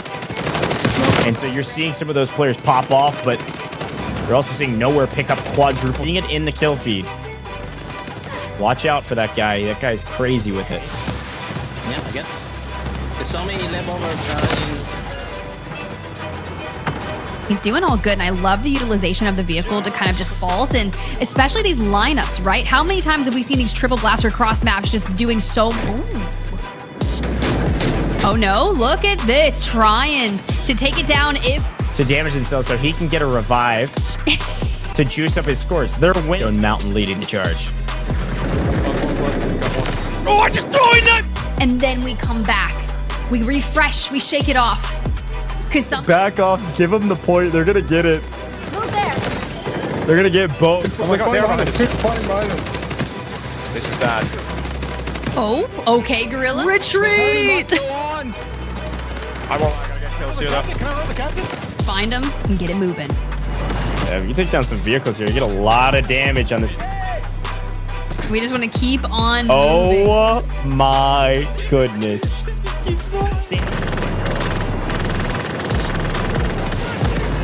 Okay. On their opponents from helicopters in the skies.